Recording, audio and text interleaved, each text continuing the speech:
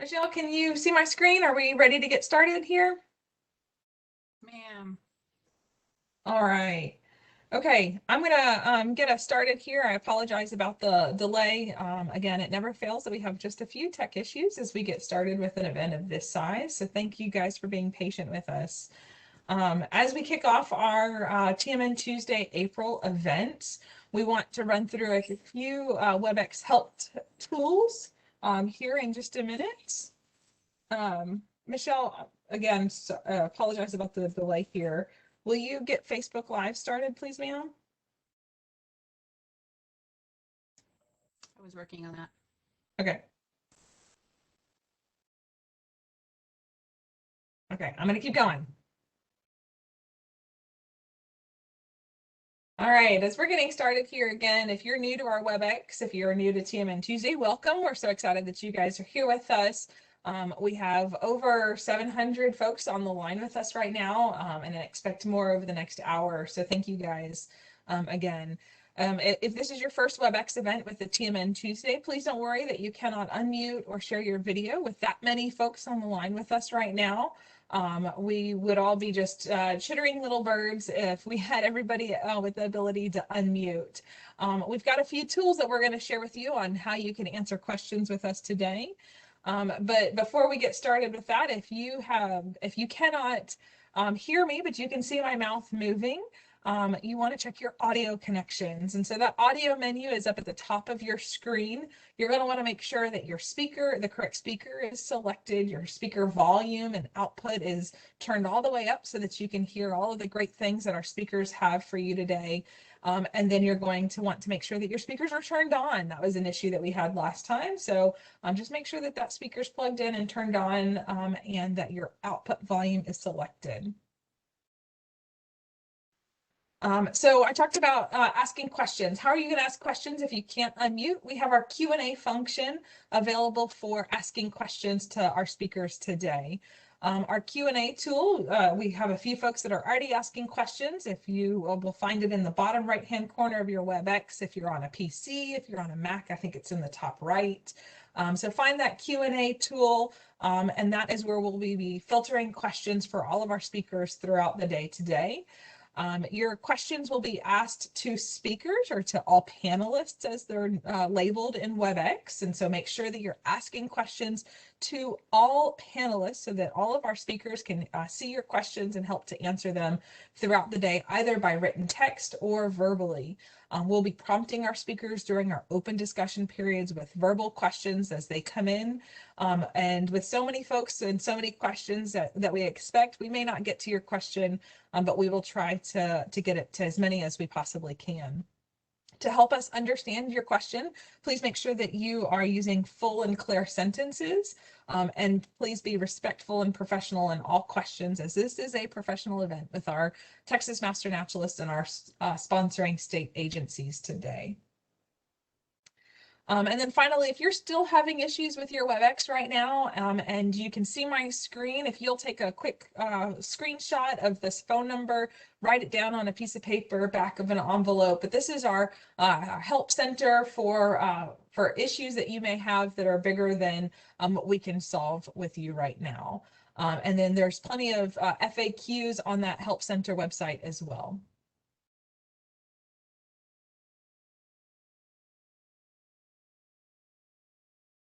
All right, so we're going to get launched into the content today because we have a lot of stuff that we want to share and a lot of speakers that have some really great presentations and some material that they're getting ready to share with you here in just a second. If you are new with our TMN Tuesdays event, these events are open to the public, so we want to tell you a little bit about our Master Naturalist program. If you're a Master Naturalist, welcome. If you're not yet, then welcome even more, and we're excited that you're here and hoping to get started with the Texas Master Naturalist program. The Texas Master Naturalist program was established in 1998 as a statewide venture of our two state sponsoring agencies, Texas Parks and Wildlife Department and Texas A&M AgriLife Extension Service. Our program's mission is to develop a core of volunteers that are dedicated to the beneficial management of our natural resources and natural areas within the state of Texas, using education, outreach, and service in that dedication. in their goals as a volunteer for the state agency. If you haven't been involved with the Master Naturalist program, the first step to get involved is to find your local chapter. We have over 48 chapters across the state of Texas. Nearly the entire state of Texas has a chapter established to that county. We've got 2 more chapters in development out in Southwest Texas. So we're excited about them joining the program as well. But this is your first stop in order to join the Master Naturalist program, is to find your local chapter. Next steps after that are to find that chapter's training dates. Our chapters have seasonal trainings either in the spring months or in the fall months. Some host them year round. Find the next chapter training event, join your local chapter training, or attend their chapter monthly meetings, which again will vary chapter to chapter, either as in-person or virtual or some sort of hybrid event. Some of them again are in the fall or in the spring. Apply for that next round of events to become a Texas Master Naturalist. So you'll have to pay your dues. And then we have a requirement of 40 hours of basic training, 40 hours of volunteer service, and 8 hours of advanced training. And this event like this today can count towards that advanced training once you've started your adventure as a Texas Master Naturalist volunteer. And then have fun. And that's what our Master Naturalists do, is get outside and provide dedicated service and community involvement with their natural resources, promoting conservation and education across our state. A little bit about our TMN Tuesday series. If this is your first event in our TMN Tuesday monthly series, welcome. If this is your 4th event, we're just as excited to have you here with us. These events are being held on the 2nd Tuesday of each month.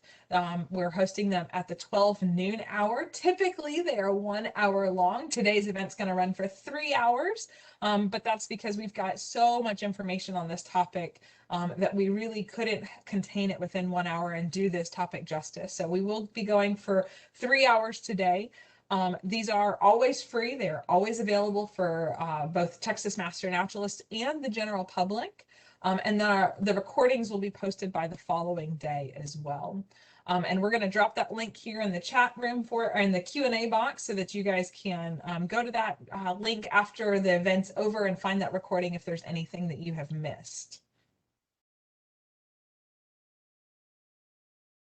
All right, and then that recording will be posted to that website in that same place where you registered. That registration link will be replaced by the recording by tomorrow morning or so. Okay, before we get started here, we always like to cover TMN virtual etiquette or webinar etiquette for this event and for all of our events, in fact. Our attendees are not able to unmute during this WebEx event today, but we ask that you use the Q&A box to ask your questions in full and clear sentences, again, being professional and respectful, and all of your comments and questions in that Q&A box. Our Q&A function is open for on-topic discussion, and we've got so much material that we want to share with you today, so please make sure that you're helping us stay on topic in that discussion today. This session will run for 3 hours, not our typical 1 hour, but for 3 hours today, and will count for 3 advanced training hours for our Master Naturalists. So you can qualify today's event for 3 advanced training hours, either watching it as a live event or as a recording post event as well. And we have some FAQs for our Master Naturalists and how to log that advanced training on our website. Again, if you're experiencing any WebEx issues, we have a WebEx help guide that Michelle's going to drop into the Q&A here in just a second to help with those folks that may be having issues still. All right, Michelle, you want to talk us through today's event and the rationale for why we're hosting today's event? Sure. So the topic of today's event is a topic that's been very fascinating to me. No matter what you call the storm, whether it's Winter Storm Uri, Snowmageddon, Snowvid, or the Polar Vortex of February 2021, the storm has many names. For me, and those of us in the Hill Country, the event or series of weather events started for us on February 11th with a great layer of coating of ice across the hill country and surrounding areas of Texas. And it proceeded from basically February 11th through February 19th, in our area at least, with maybe 2 to 3 freezing rain events, freezing fog events, and then 2 snows, all within a 1-week time period or 8-day time period.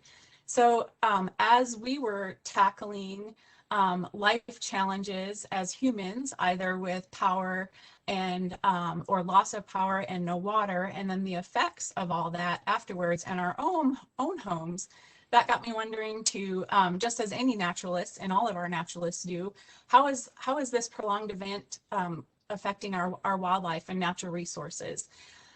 Shortly after the Winter Storm Uri itself, the 3 days or so of the event, as an agency and employees, and even throughout our program, we began to see master naturalists and other members of the public and volunteers submitting comments and observations about how the storm and the event and the series of events had affected our natural resources.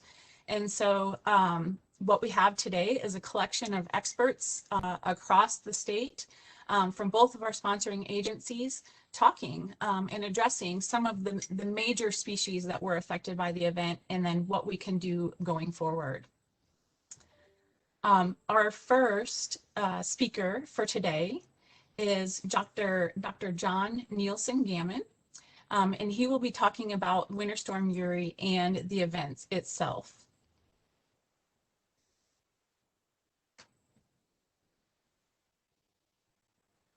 All right, Michelle, you want me to quit this and you want to share it with John?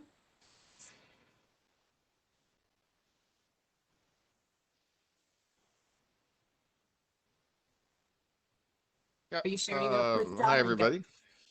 I'm John Nielsen Gammon. I'm the Texas State Climatologist. And what I want to do today is basically walk you through the event in 2 ways. One, where'd it come from? How did we get the extreme cold that we experienced? Secondly, how cold was it? And that, of course, the answer to that varies quite a bit depending on where you are across the state. And then also talk the precipitation and how basically all of this fits into historical context. Was this an unprecedented event? If so, in what sense? And is this the sort of thing that we should expect to see more of going forward?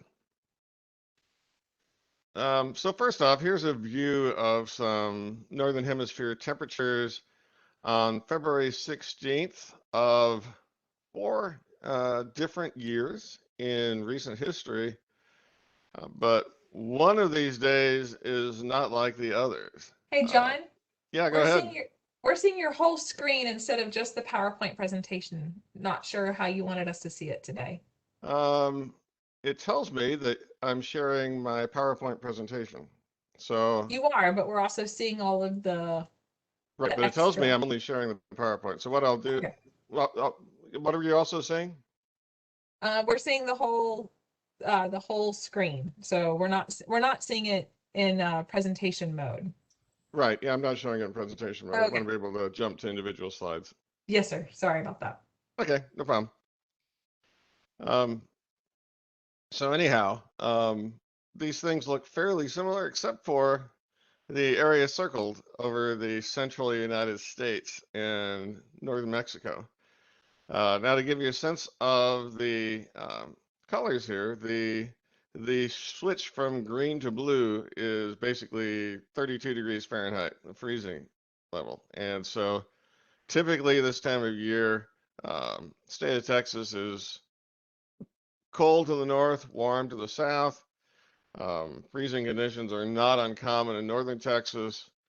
Freezing conditions fairly uncommon in southern Texas. But the extent of this cold was pretty darned uncommon.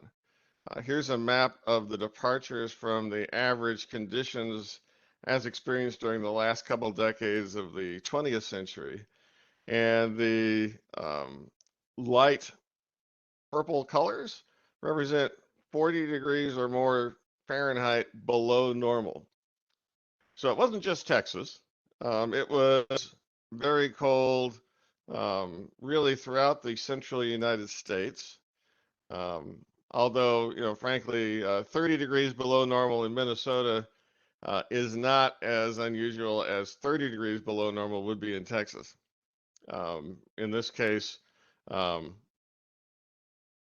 we're having a warmer than normal winter, as one would normally have during a La Nina, which is what's in effect right now in the tropical Pacific.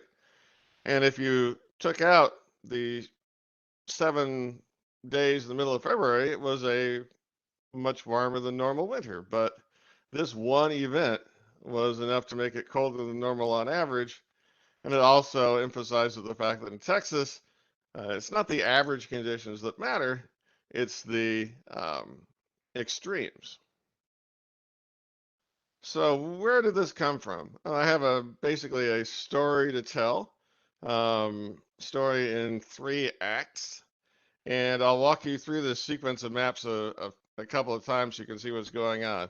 But basically on the left-hand panel, we're seeing the jet stream level winds. The colors correspond to wind speed. And over on the right is temperatures again. By the way, the purple colors that you see here correspond to temperatures well below 0 degrees Fahrenheit. So there's some super cold air up in northern Canada to start with. But that's not all that unusual. As you can see in these other 3 maps, there's typically super cold air in northern Canada. And in fact, the map for February 2021, the one on the lower right, has less super cold air in northern Canada than on those other 3 days. And of course, the reason for that is we got the super cold air that used to be in northern Canada. So let's track where that came from. And we may as well go ahead and start with looking at the right-hand panel. And what I've done is I've drawn an arrow that starts up in the Arctic Ocean, the islands in northern Canada, where the coldest temperatures are on February 3rd. So we're going back a week before the start of the freezing weather. And what you see over the first few days is that cold air migrating southward into basically central Canada. So we'll be looking forward one day at a time here, and you can see the cold air moving southward and basically coming to rest in central Canada by February 8th. Now we'll enter phase 2. Basically, the cold air sits there over central Canada for a few days, just staying cold, perhaps even getting colder. And meanwhile, we start getting northerly winds into Texas. And so the yellow arrow in the right-hand panel is going to be showing the extent to which cold air is being drawn southward toward Texas. So that arrow gets larger over time as the cold air starts being drawn from farther and farther north. And finally, on February 11th, the cold air we're getting in Texas is coming from the body of super cold air that used to be in northern Canada, now in central Canada. Over the next several days, that cold air just starts moving southward and just continually is being dragged southward over time. February 14th, February 15th, February 16th were the coldest days. There are a few days where the cold winds sort of let up for a while, but then they sort of reinvigorate themselves. And we have cold basically through February 18th. And then finally, the northerly winds start weakening. Red arrow indicates warmer air coming in from the southwest, and things are effectively back to normal in just a few days' time. So let me step through that sequence of events again, one day at a time. You can see the cold air starting out in northern Canada, moving southward into central Canada. And once it gets there, cold air is being drawn down into Texas, eventually taps into that super cold air, and just gets dragged southward across the central United States. And that core of cold air is moving southward as it goes. It warms up southward. It doesn't feel like it warms up that much, but it does warm up as it moves southward because it's going over land that's warmer temperatures than the air itself. So that helped modify the air temperatures a bit and made the cold air we got not as cold as what was in northern Canada. On the other hand, the snow that we had was fairly widespread, and that sort of provided a insulation layer between the cold air and the ground, which was, in a sense, good news for the ground. It kept ground temperatures warmer than they would have been otherwise, but it also made air temperatures colder than it would have been otherwise because there was very little exchange of heat between the ground and the atmosphere. Okay, when we ask in weather terms why this sort of thing happened, we look at upper levels of the jet stream pattern. And the story I want to tell at upper levels is normally the jet stream is blowing from west to east. But early on in this event, it was as though a barrier was set up along the Rocky Mountains from Alaska down through Canada and toward the northern United States. And if you follow along, you'll see that there's basically hardly any air crossing that line. The air is just moving parallel to it. That means that the cold air in Canada is not being replaced by any warm air from anywhere. It's just free to sit there day after day. And that's true up until about February 10th or 11th. And then we start seeing basically the jet stream pattern giving us a second barrier across the Rocky Mountains in the United States, which means the cold air that moves southward into Texas is not being carried away to the east by anything. There's very little wind going across that solid line to the south, and basically that means the cold air stays locked into place. And as soon as that breaks down on the 18th and 19th, the warm air is able to move in from the west, and the cold air is gone. So at any time in this progression, it would have been nice to have had some warm air from the west come in and move that cold air out. The problem with this event was it basically just stayed put for day after day and then literally week after week because the jet stream pattern just didn't allow it to go anywhere. One other story you might have heard about this is that it was the Polar Vortex, which has been blamed for a lot of weather recently. And that was connected to this. Let me go back to the start one more time. And the arrow I drew for the cold air on the right-hand panel, I've reproduced on the left-hand panel. And what you see is this circular pattern with the white stripes, which is showing wind direction. That's actually the polar vortex sitting over northern Canada. And that tends to have the very cold air locked in below it. And as the cold air moves south, you see the polar vortex moving south also, and it eventually moves into the white circle and camps out over central Canada. Now, it doesn't move into Texas. It stays there for a few days and then eventually sort of weakens and moves out. But the cold air that it left behind and the cold air that got dragged south into the United States and into Texas stayed there because there was nothing moving that cold air out until eventually you get to February 19th and the warm air starts moving in from the west. So that's the big picture story of the event. Cold air from the north moves into Canada, moves south into the United States, and there's nothing that comes along to get it out of the way. So how cold was it? Well, I've got a sequence of maps showing the minimum temperatures on the left and the maximum temperature on the right, one day at a time through the event, which in the Texas Panhandle probably started on the 9th. The transition from above to below freezing occurs a transition from orange to yellow, so that's going to be fairly obvious on these plots. Once we start seeing the solid blues, that'll be about 10 degrees Fahrenheit, and there's actually minimum temperatures below 10 degrees up in the northeast corner of the Panhandle on February 9th. So that's fairly cold. It is indeed below normal temperatures. As we go along, basically it gets colder and colder. February 10th.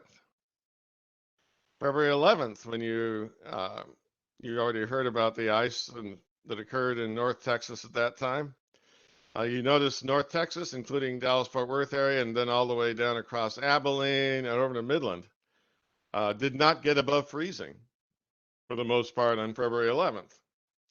And you'll see that that's a common theme because air temperatures below freezing stayed in place for several days. The big push of cold air in Texas finally came about on the 14th and 15th. And 15th and 16th of February were the coldest days in just about every location in the state. February 15th, there were no high temperatures in the 40s. Everything was colder than that. Most of the state stayed below freezing the whole time. Most of the state had minimum temperatures below 10 degrees Fahrenheit. This bright blue corresponds to temperatures below 0 degrees Fahrenheit, which includes basically all of the Panhandle on down into Abilene and San Angelo, and minus 10 degrees reaching into the northern parts of the state. The following day, basically just as cold. The cold air moved a little bit farther eastward, but again, most of the state staying below 0. This light colored blue is below 15 degrees Fahrenheit. So a large portion of North Texas did not make it above 15 degrees Fahrenheit. And indeed, parts of Northeast Texas and a large swath of Oklahoma didn't even make it above 0 degrees Fahrenheit. Things warmed up a bit, but rather slowly over the next few days. We got some more snow on overnight on February 18th. And we finally then start seeing, well, not even on the 19th, it's still pretty cold then. But finally on the 20th, temperatures suddenly recover. Minimum temperatures on the 20th are still quite cold, still below freezing for most of the state. But we managed to get above freezing during the day, well above freezing the day after. And by February 22nd, we're not seeing any minimum temperatures below freezing across the majority of the state of Texas. So I'll step through this sequence of maps one more time so you can keep an eye on your own location and see the record of temperatures that occurred there. Or if you're already doing that the first time, this time through you can take a look at what happened across the rest of the state. And I started at February 9th. Here's February 10th, the 11th. Oh, by the way, let me go back to February 9th. By this time on February 9th, the long-range forecasts were already saying that we had a good chance of being well below normal by the 15th and the 16th. So basically, once that cold air made it to central Canada, and once it was clear the jet stream wasn't going to allow it to move out anytime soon, essentially our fate was sealed.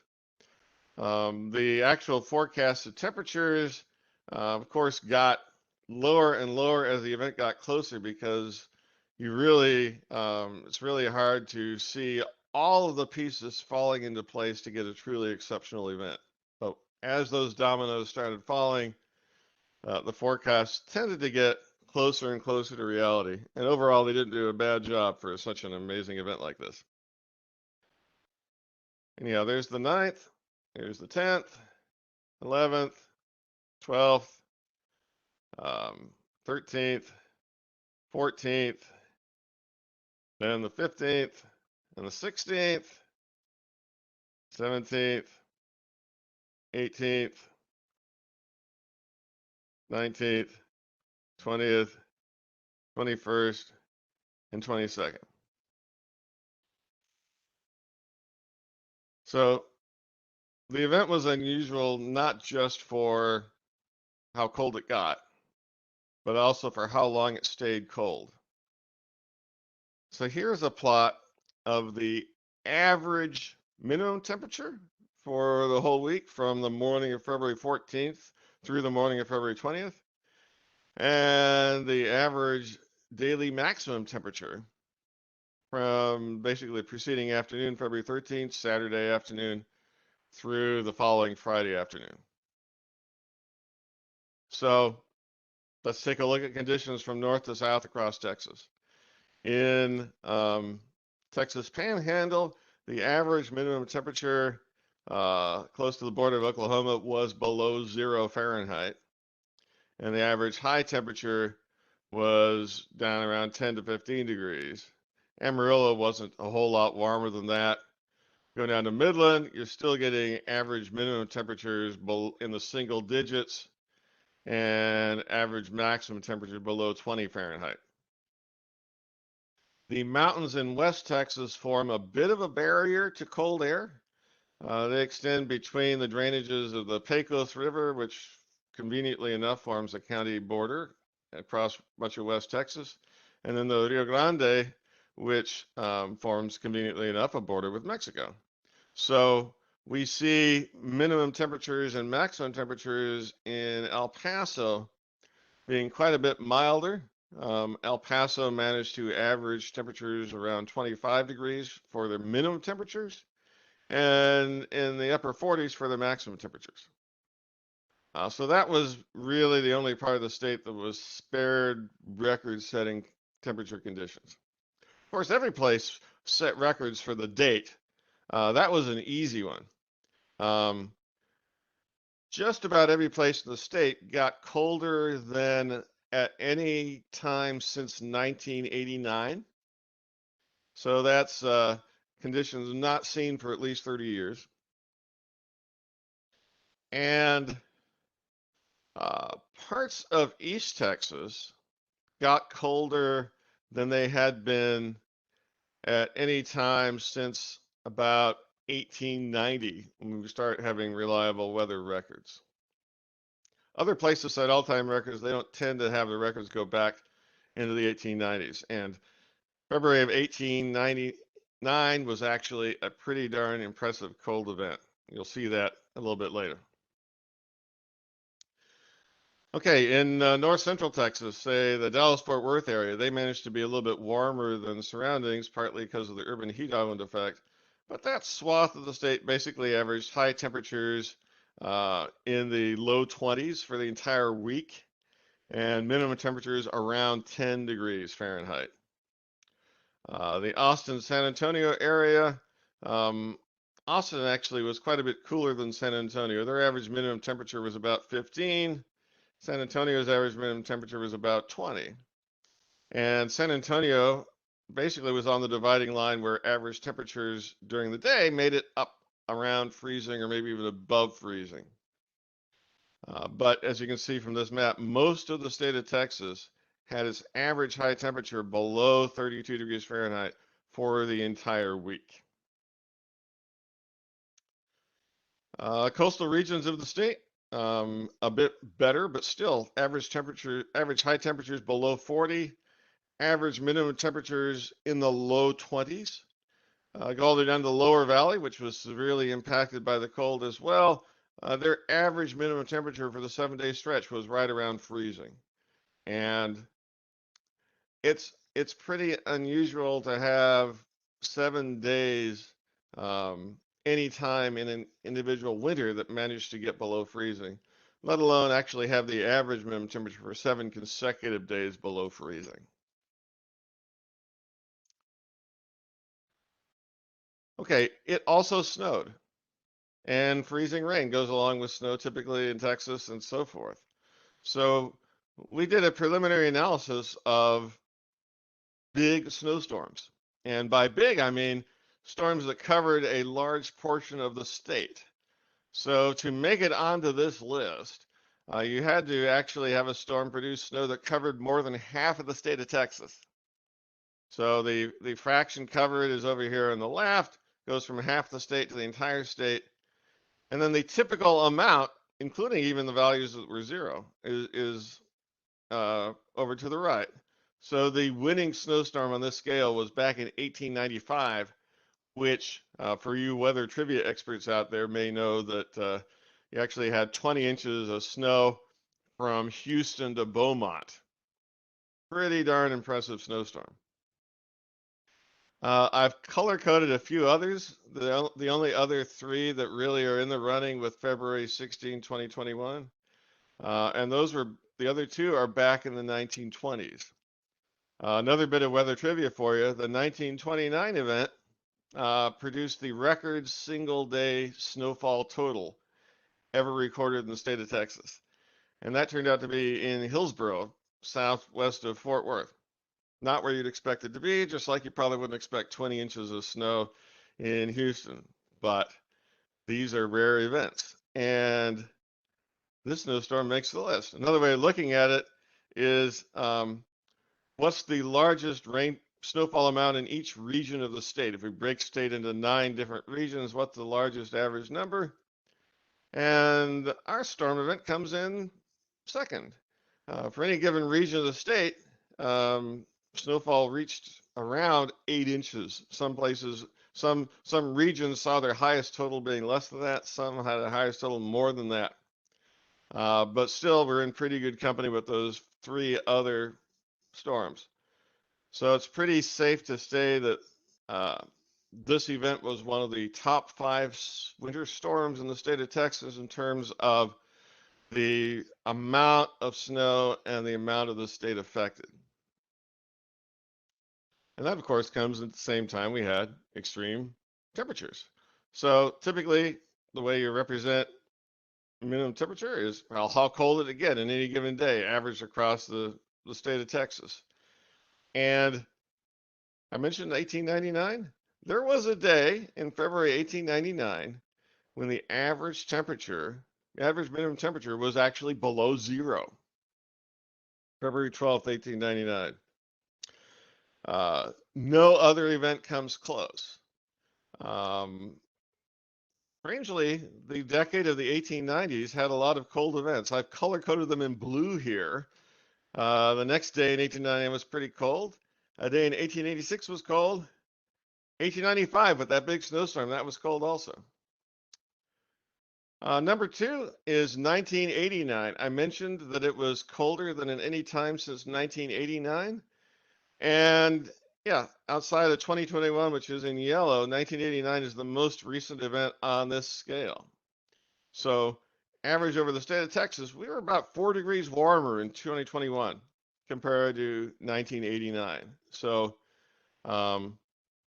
still makes the top 15 list, but not unprecedented cold, not even within recent memory, if you think of 32 years as being recent memory. But as I've talked about, it wasn't just how cold it got, it was the fact that the days didn't get warm either. The minimum temperatures stayed pretty cold. And so if we look at the daily average temperature, the average of the maximum and minimum temperature, February 2021 comes in 3rd on this list, especially if we average things according to where people live in the state of Texas. I did that because that was related to the power outages and the water supply issues and so forth.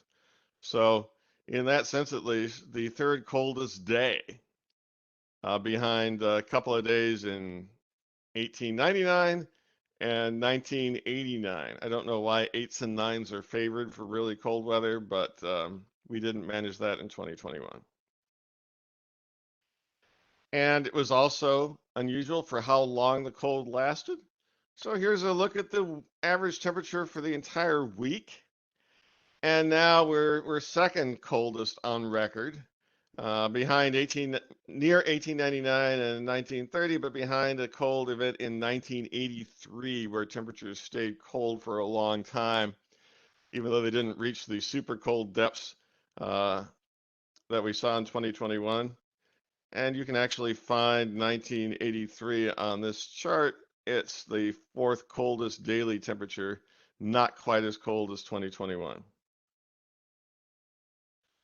Okay, what about trends? Last thing I want to talk about is whether this was something we should expect with climate change. And perhaps you've gotten the impression that most of these cold events that compared to this one were in the distant past. 1980 is not so distant, but everything else on this thing from the 1890s and so forth. Well, we didn't know something like this was going to happen, but we did last year come out with a report on extreme weather in Texas, which is available on our website. I'll give you a link to our website at the end of the presentation. And one thing we looked at was how cold it gets during the winter and how hot it gets during the summer. And these plots show on the left the summer extreme temperatures and on the right the winter extreme temperatures going back all the way to 1890. And what we see is summer extremes actually haven't gotten warm, except maybe there's an upward trend recently. But winter extremes have definitely gotten milder. A typical month in the wintertime nowadays, the average temperature in Texas maybe has a 50-50 shot of being below 20 degrees Fahrenheit, whereas back in the early part of the 20th century, it had about a 50-50 shot of being below 15 degrees Fahrenheit. So temperatures in the winter have actually gone up by a few degrees. And the general consensus among climate scientists is that that's not just a Texas trend. It's a consistent trend that we see across the whole hemisphere. And it's a trend that will continue. You may have heard that waves in the jet stream are likely to become more prominent. That's possible, but based on the data and based on the climate models, it doesn't seem like a strong enough effect to overcome the fact that the Arctic is just simply getting warmer, and it's getting warmer faster than the rest of the globe. Of course, if we assume that global warming made these temperatures 4 degrees warmer than they would have been otherwise, well, that just means that instead of being 42 degrees below normal, it could have been 46 degrees below normal.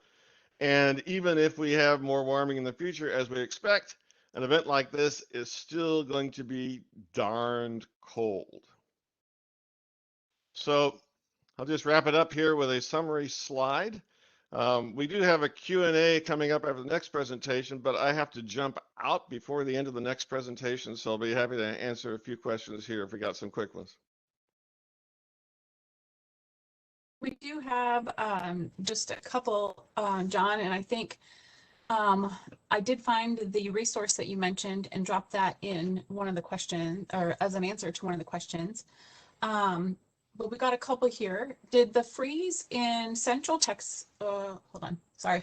I'm seeing drought indications throughout the state. It's been about 9 years since the last drought. Do we have one coming now or soon? Funny you should ask. The reason I have to leave is because I have to coordinate our input to the U.S. Drought Monitor in a conference call at 1. I've got all my stuff prepared to actually show that, and I'll just sort of slide over to a different screen and show you the current status of drought in the state of Texas. So hang on a second here. Let me share that. And here's what we've got. Each one of these maps is showing a different part of the state, basically, and at different time periods. For 1 month, the orange and yellows are below normal precip. Just about all the states been below normal. If we look at the past 2 months, most of the states have seen below normal precip, some seriously below normal.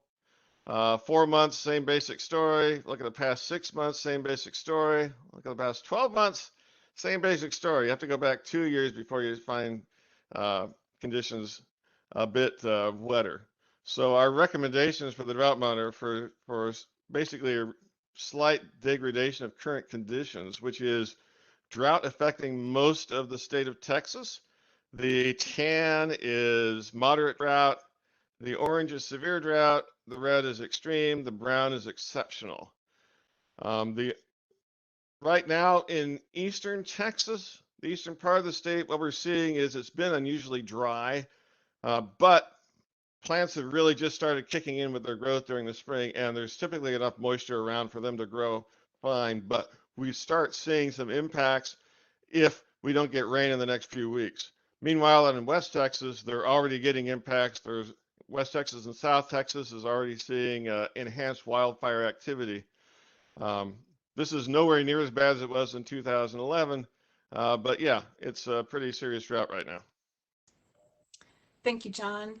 I know you've got a meeting to get to, and that one next, and you're going to be jumping in back on with us later to answer any additional questions if there's time. So thank you for your presentation today. We do need to move on in order to keep on schedule for the next presenter and to keep you on schedule for the rest of your day. So thank you for being with us, and maybe we'll see you back in this afternoon. Sure thing. Okay. Right. Our next presentation will be Tanya, Dr. Tanya Homian with the Texas Parks and Wildlife Department Texas Nature Trackers Program. And she's going to give us an overview of Winter Storm Uri, the iNaturalist project.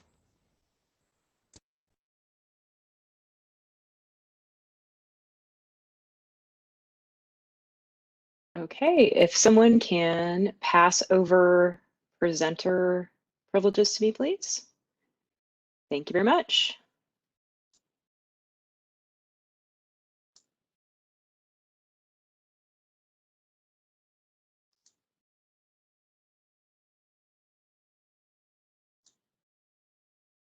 Okay, and if I can just get a quick verification from somebody that y'all are seeing my first PowerPoint slide and hearing me okay? Yes, ma'am, we sure can. All right, thank you so much. So thank y'all for inviting me today. I'm going to be discussing some of the citizen science or community science contributions to our understanding of some of the impacts from the winter storm on wildlife. And slides moving here. So we used iNaturalist to host this project that we've been talking about. And so for any of you that are not familiar with iNaturalist, I'm going to quickly introduce that platform and present an overview of some of the broad results that we had from the data that were submitted to the project. So thinking about where some of the mortalities were recorded across the state, what some of the species or taxonomic groups were that were represented, and then some of the composition or counts that may have been notable on those different groups in terms of the observations coming in. So I also want to circle back around to the big picture of why this kind of thing is important and emphasize why community science contributions are so valuable to the work that we do, especially in understanding these types of unusual events like the winter storm. So for those of you that are not yet familiar with iNaturalist, it is a global platform that is hosted by the California Academy of Sciences and co-funded by National Geographic. And it's part biodiversity database and part social network. It's available online and via mobile app, which gives a lot of flexibility to how you can share data. And it's available in multiple languages. Being a global project, there's a whole variety of different languages people can choose from to interact with the platform. It is free to use, so you do need to create an account in order to use it. And when you do so, you are able to upload observations that are anchored by some kind of evidence in the form of either a series of photos or sound recordings.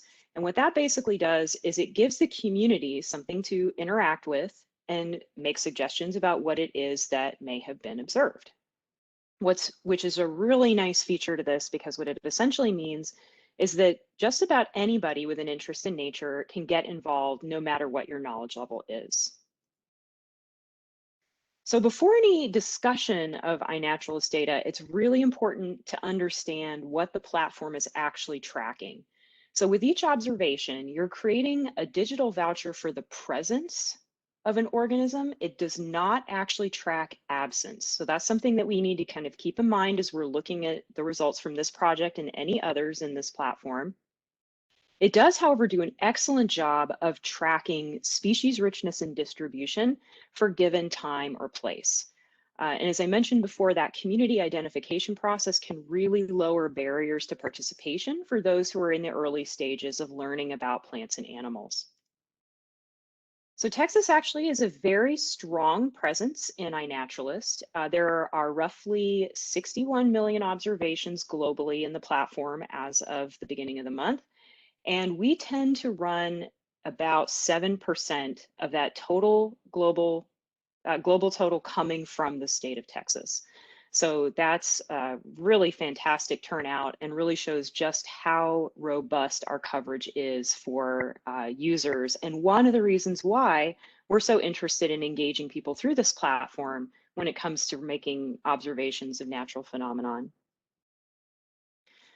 So Michelle gave a little bit of background about some of what precipitated our general interest in this this big winter storm and its impacts on wildlife. And again, in the pretty early stages of the storm, we started to get reports to Parks and Wildlife for things like cold stunned turtles or fish deaths. Within a few days after that, we started getting emails or phone calls or reports on social media of impacts to other organisms. And that prompted us to really start thinking about collecting this information in a more centralized way that could be compiled pretty easily. So when you consider how robust of a presence we have in the state of Texas with our user base in iNaturalist and that power of local crowdsourced data, iNaturalist seemed like a natural fit to set up a project.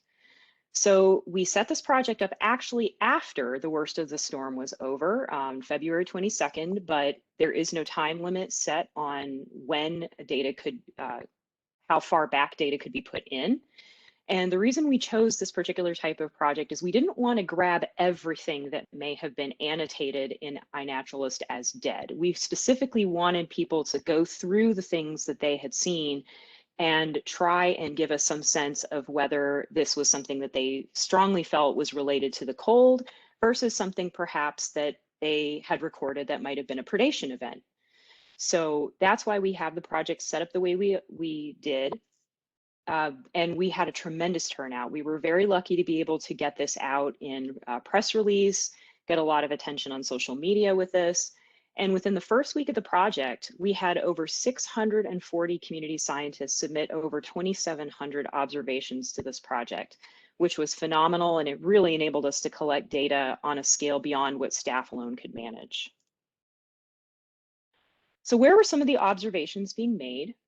You can see kind of here a concentration of records in the Winter Storm project itself, which is what we're looking at here for what we refer to as verifiable observations. So these are things that are anchored by some sort of evidence. So in this case, photos usually. And it's also important to kind of take into consideration where we typically see observations coming from in the state in general, not just during this project. So note the gap around the El Paso area. So we just heard a little bit about how that area was spared some of the worst of the temperature swings that many other parts of the state saw. And so what we're looking at right now is all observations coming from the state of Texas in early February. So this is the very early stages of the storm here. And you can see, again, that pattern kind of tracks with where we typically get observations coming from. So mostly clustered around most of our population centers. So what were people putting into the project? So this is where it starts getting kind of interesting. So again, we're just looking at those observations that are what we call verifiable. So again, in order to have verify what an observation is, the community needs to have some kind of evidence. So this does not count those observations that were shared that did not have photos. However, most of what went into the project definitely did. So we're able to get a handle on pretty reliably on at least major groups that were represented in this project. And so what we were seeing is that 3 groups comprised about 83% of those taxonomic groups for those observations coming in. So 42% of the taxa that were observed were birds, 30% were fishes, and 11% were mammals. So one of the things to kind of keep in mind about these groups is, again, the way that this project works is people have to be in proximity to these organisms to be able to observe them, to be able to document them, and then to also be able to get this information into iNaturalist. So for organisms that are not really active during the winter, makes perfect sense that we're not going to have as many records for those species coming in. Or for things that are in places where people are not necessarily very active, especially with the limitations put on travel during a major winter storm. And so here we have these groups represented. And when we start getting into the number of individuals, what we actually did was added a special field to this particular project, asking people for each observation to give us an estimate of how many individuals represented by that observation. And so for some observations, we were getting very, very large numbers of organisms. And you can actually see that here with mammals and with fishes. So some of the observations, if you go into the project and look, you'll see very, very large numbers of fish in single photos and people estimating what they believe they saw. And the same thing with mammals and specifically with bats. So another subset of species that we're very interested in is, that are of particular concern to us, are species of greatest conservation need. So in addition to species that are state or federally listed as threatened or endangered, we have this group of organisms that we refer to as species of greatest conservation need that, due to either a limited distribution or declining populations, face a threat of extirpation or extinction, but generally tend to lack some of those legal protections that are afforded to listed species. So we're still interested in their conservation and keeping an eye on them. And what we found is that about half of the taxa that were represented in this particular subset, we have roughly 1,300 species of greatest conservation need in the state of Texas. And so within this project, we really didn't have a huge number. 50% of what was present of this group of species were birds. So, and in this case, that was only 13 species. So generally speaking, we had fairly low numbers of our SGCNs turning up in this project. Now, when we, again, go into the number of individuals, pretty low numbers here, and this high number coming here from mammals was over 99.7% Mexican free-tailed bats. So if you're wondering, again, where we were seeing some of the big impacts here in terms of numbers that were coming in and what people were actually able to document, that's one place we were seeing that. So one of the things I really want to point out is how incredibly valuable this information is. The larger science community is increasingly waking up to the importance of community science and our understanding of large scale and long-term phenomenon.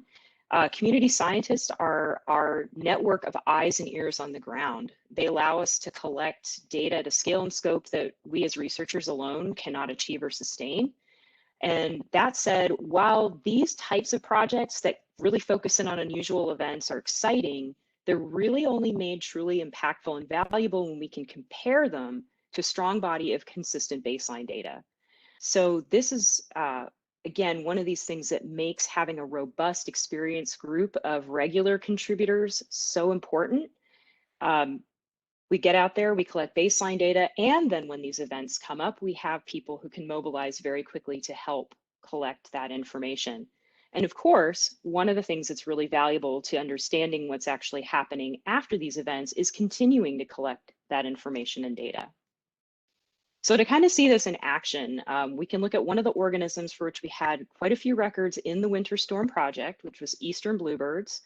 And this is also a species where there was a lot of chatter on social media, a lot of discussion about the impact that the storm had on them. Because again, these images of dead bluebirds are very dramatic, very distressing to anyone who cares about birds and wildlife.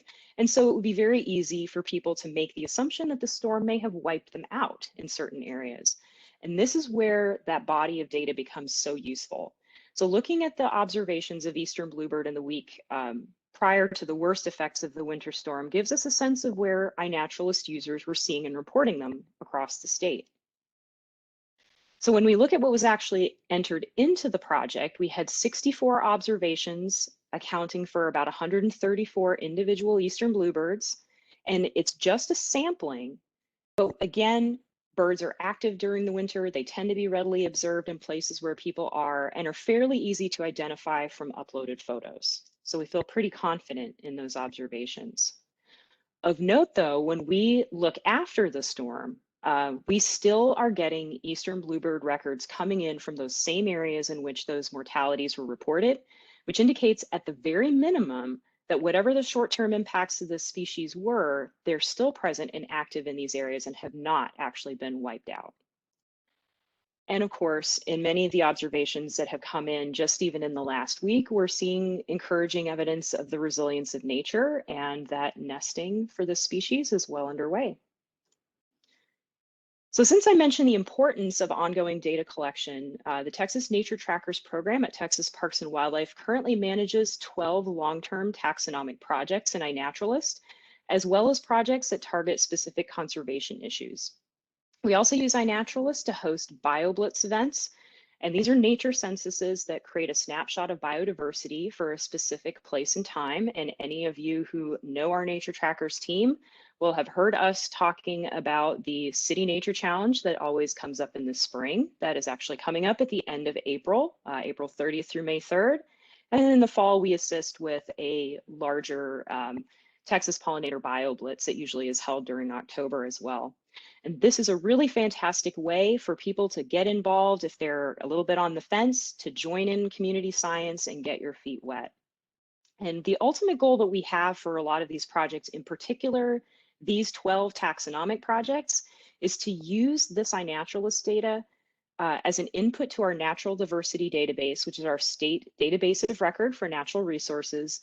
And those data can then supplement what's been submitted by our biologists, by researchers and contractors, and actually be put to work to assist with on-the-ground conservation decision-making.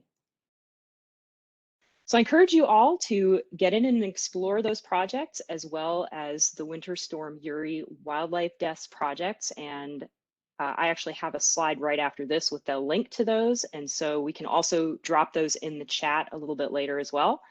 And so while I've touched on some of these very general trends from the iNaturalist project, we are going to get a deeper dive from our biologists into some of these different taxonomic groups, including birds, bats, exotic mammals, fishes, sea turtles, and insects and plants. And so with that, again, I strongly encourage you guys to check out what we have in this project and join our other projects and help us keep the data flowing. So with that, if anybody has any questions, I'm happy to answer them. Hey, Tanya, there are a couple questions. So there are a few questions regarding plants and why those weren't tracked by this project, or if people want to contribute plant observations, how or where would they do that?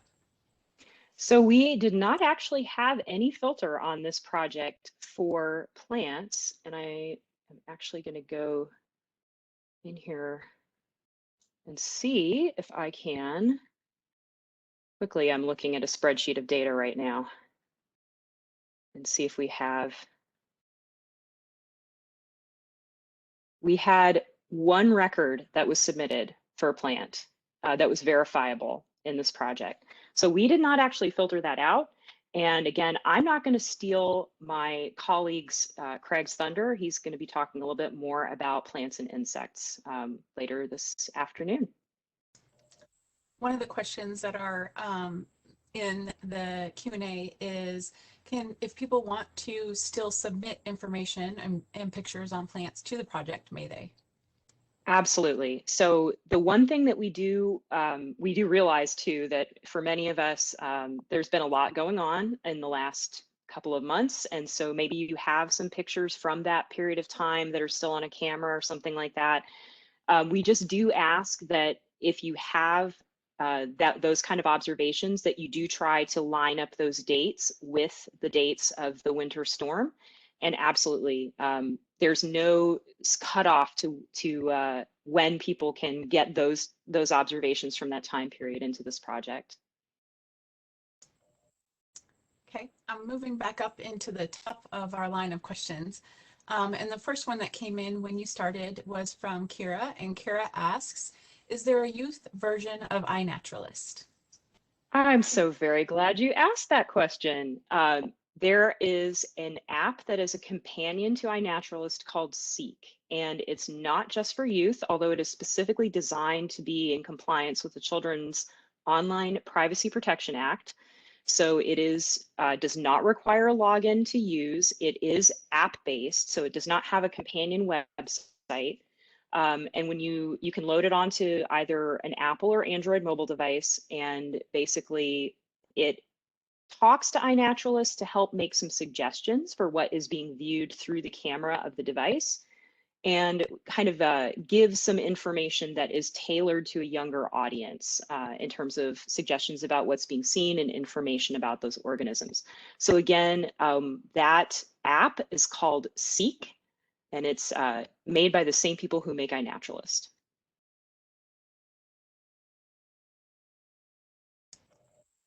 Okay.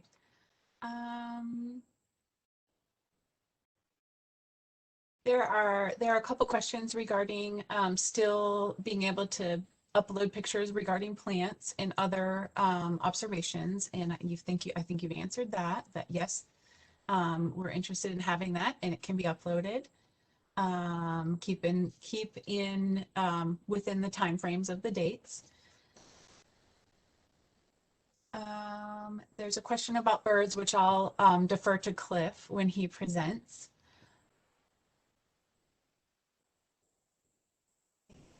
Let's see what else.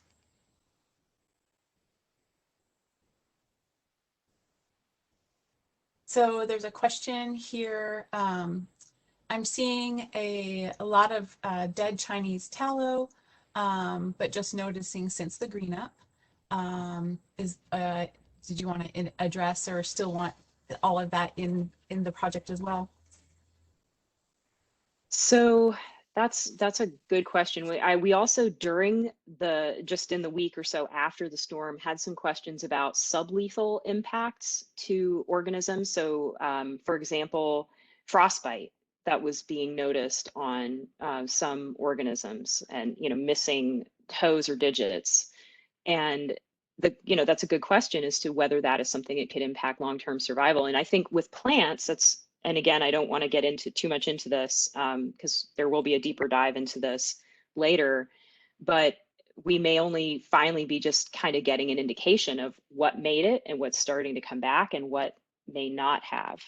So I would say, again, we always have the flexibility to filter things out in these projects. So if it's the kind of thing that we decide we want to kind of go in and take several passes on data, then we can do that. So I would say if it's something that, again, you have reasonable suspicion simply did not survive the winter storm, by all means, please add it in.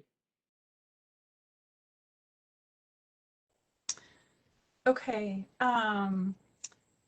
There are a couple other questions which we'll have to maybe come back to at the end.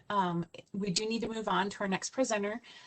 Some of the questions in the Q&A right now revolve around birds and detailed questions around birds. So as a great segue, we're going to bring Cliff Shackelford on to talk about the bird death events. Great. Okay, let me share my screen.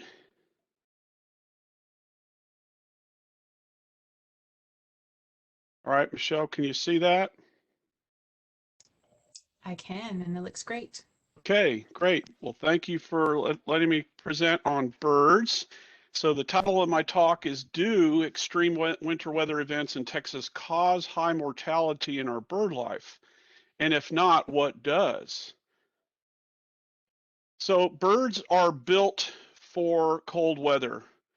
They have feathers. Think about your down comforter, your down parka that help with the warmth. Birds are endothermic. They can produce their own heat as long as they have fat reserves, what we call fat stores. In birds, a healthy bird is a fat bird. So in humans, that's not always the case, but with birds, they can double their weight, almost double their weight sometimes, or at least gain 50% weight in fat for long migrations or to get them through tough times. Birds can also adjust their metabolism while they're asleep. They can slow things down to conserve energy and also seek shelter. Or birds have the ability to migrate elsewhere. So regarding fat stores, this is a picture of a bird banding event where the bird bander is holding a bird and you're seeing the belly of the bird, the chest and belly, and so the head is behind that top finger on the right, and the bird bander blows on the bird and can look for fat. These are usually little pockets of yellow. If the bird's got heavy fat, it's all connected, but this bird does have a little bit of fat, which is good. Fatty acids are oxidized and essentially turn into fuel for the bird. So I also wanted to point out on body feathers that most feathers are only colored at the tips. You can see that here. And most of the base of bird feathers are gray. And also birds are not completely and evenly feathered, as you can see here. Bird feathers occur in tracts, T-R-A-C-T-S, and birds have several different feather tracts. They're not uniformly feathered as seen in this picture. So the bird's not harmed. It's the bander blows on it real quick, gets to assess the amount of fat. They score that. There's a category system for scoring fat on a bird that's been banded, and then they put a little ring around it, do some other measurements like weight and length, and then let the bird go. So I did a little looking in the literature. There are very few published accounts for Texas on winter bird die-offs. There's a lot on avian cholera, and I excluded that. That's mostly in waterfowl and in the winter when birds get in tight situations. But excluding avian cholera, I really only found 4 published accounts. Dr. Stan Casto did the first 2. He did a really great job of investigating some winter events that cause die-offs. And then I had the 5th one is a bonus that many people probably remember because it was not very long ago where there was a big die-off of birds in New Mexico next door. But so these are numbered. We're going to go through them really quick. And the first one is a doozy. There was a storm that hit Texas in 1886, and our first presenter, Dr. Nielsen Gammon, even mentioned the storm of February 1886. And we have some bird information. So it was super cold. This was 135 years ago. It got down to -8 in Paris, Texas, 11 in Galveston. Several rivers froze over, including the Bosque, the Brazos, the Concho, the Llano, and the Red River. There was ice on the Rio Grande near Eagle Pass, and people even skated on the Brazos River in Waco. Galveston Bay froze to a depth of 1 inch to 1.5 inches, and there were reports of various songbirds and waterfowl found dead across the state. A lot of livestock on farms were found dead. Lots of cattle, pigs, and chickens found dead. The second publication, also by Dr. Casto, was a regional event. It happened in South Texas, the northern part of South Texas in 1997, and temperatures ranged from 29 to 34 degrees. And swallows didn't do very well for 6 consecutive days. So go back to what we said about fat stores. Birds can carry that reserve, but they can eat it up after several days if they can't replenish it or if they can't keep their belly full. So 6 days is a long time for an insectivore like a swallow to go without eating, and they pretty much burn up all their fat reserves. So he found 102 dead cave swallows underneath bridges between San Antonio and Cotulla. So a lot of bird watchers know, especially Christmas bird count watchers know, to go to bridges where there's old swallow nests, because if there are any wintering swallows like cave swallows, they will often show up at those bridges underneath and roost at night in those old swallow nests. Number 3, Arthur Allen, you might recognize his name. He's considered one of the first ornithologists in the country. He was at Cornell Lab. He was the major professor of James T. Tanner, who did the seminal work on ivory-bill woodpeckers in the mid to late 30s in the Singer Tract, Louisiana. So Arthur Allen visited Galveston Bay when a super cold snap hit on the night of the 31st of January, 1925, again, a regional event. But he gave us some insight. He said ducks became unbelievably scarce. He had lots of ducks before, and then the storm knocked them out, pushed them out. So the birds probably vacated, as birds can do, as I mentioned in my second slide. They have the ability to migrate elsewhere during extreme weather events. The fourth publication, it's just a couple of sentences in a 2001 journal that mentions swallow deaths in central Texas due to unseasonably cold temperatures that occurred from October 6th through the 10th in 2000 that followed birds along their southbound migration. And I personally witnessed hundreds of these dead and emaciated barn and cliff swallows at Hornsby Bend in East Austin. It was a regional event. There were also reports in Waco and elsewhere, but this storm started with birds probably in Kansas and went down with them. And by the time they got to Austin, their tanks were empty and they perished. But this was my first event where I felt it, I breathed it, I lived it, and I think that's what is so important about Uri, is everybody on here felt it, breathed it, lived it, smelled it. They understand it because they lived through it, and that has more impact when you can feel something and experience things like no electricity or power outage or trees crashing on the car. So the bonus publication was in the Associated Press News for New Mexico for an event that happened in September of 2020 during the pandemic. Weather was to blame for a die-off of birds for unseasonably and record-breaking cold temperatures on the 8th and 9th of September. 305 dead birds were picked up, mostly insectivores like swallows, warblers, and flycatchers. These birds, September is a month to fatten up, to get those fat reserves going. This storm happened and caught them off guard before they could migrate, and they just weren't prepared, and they didn't properly fatten up before the winter-like weather hit. And so the dead birds were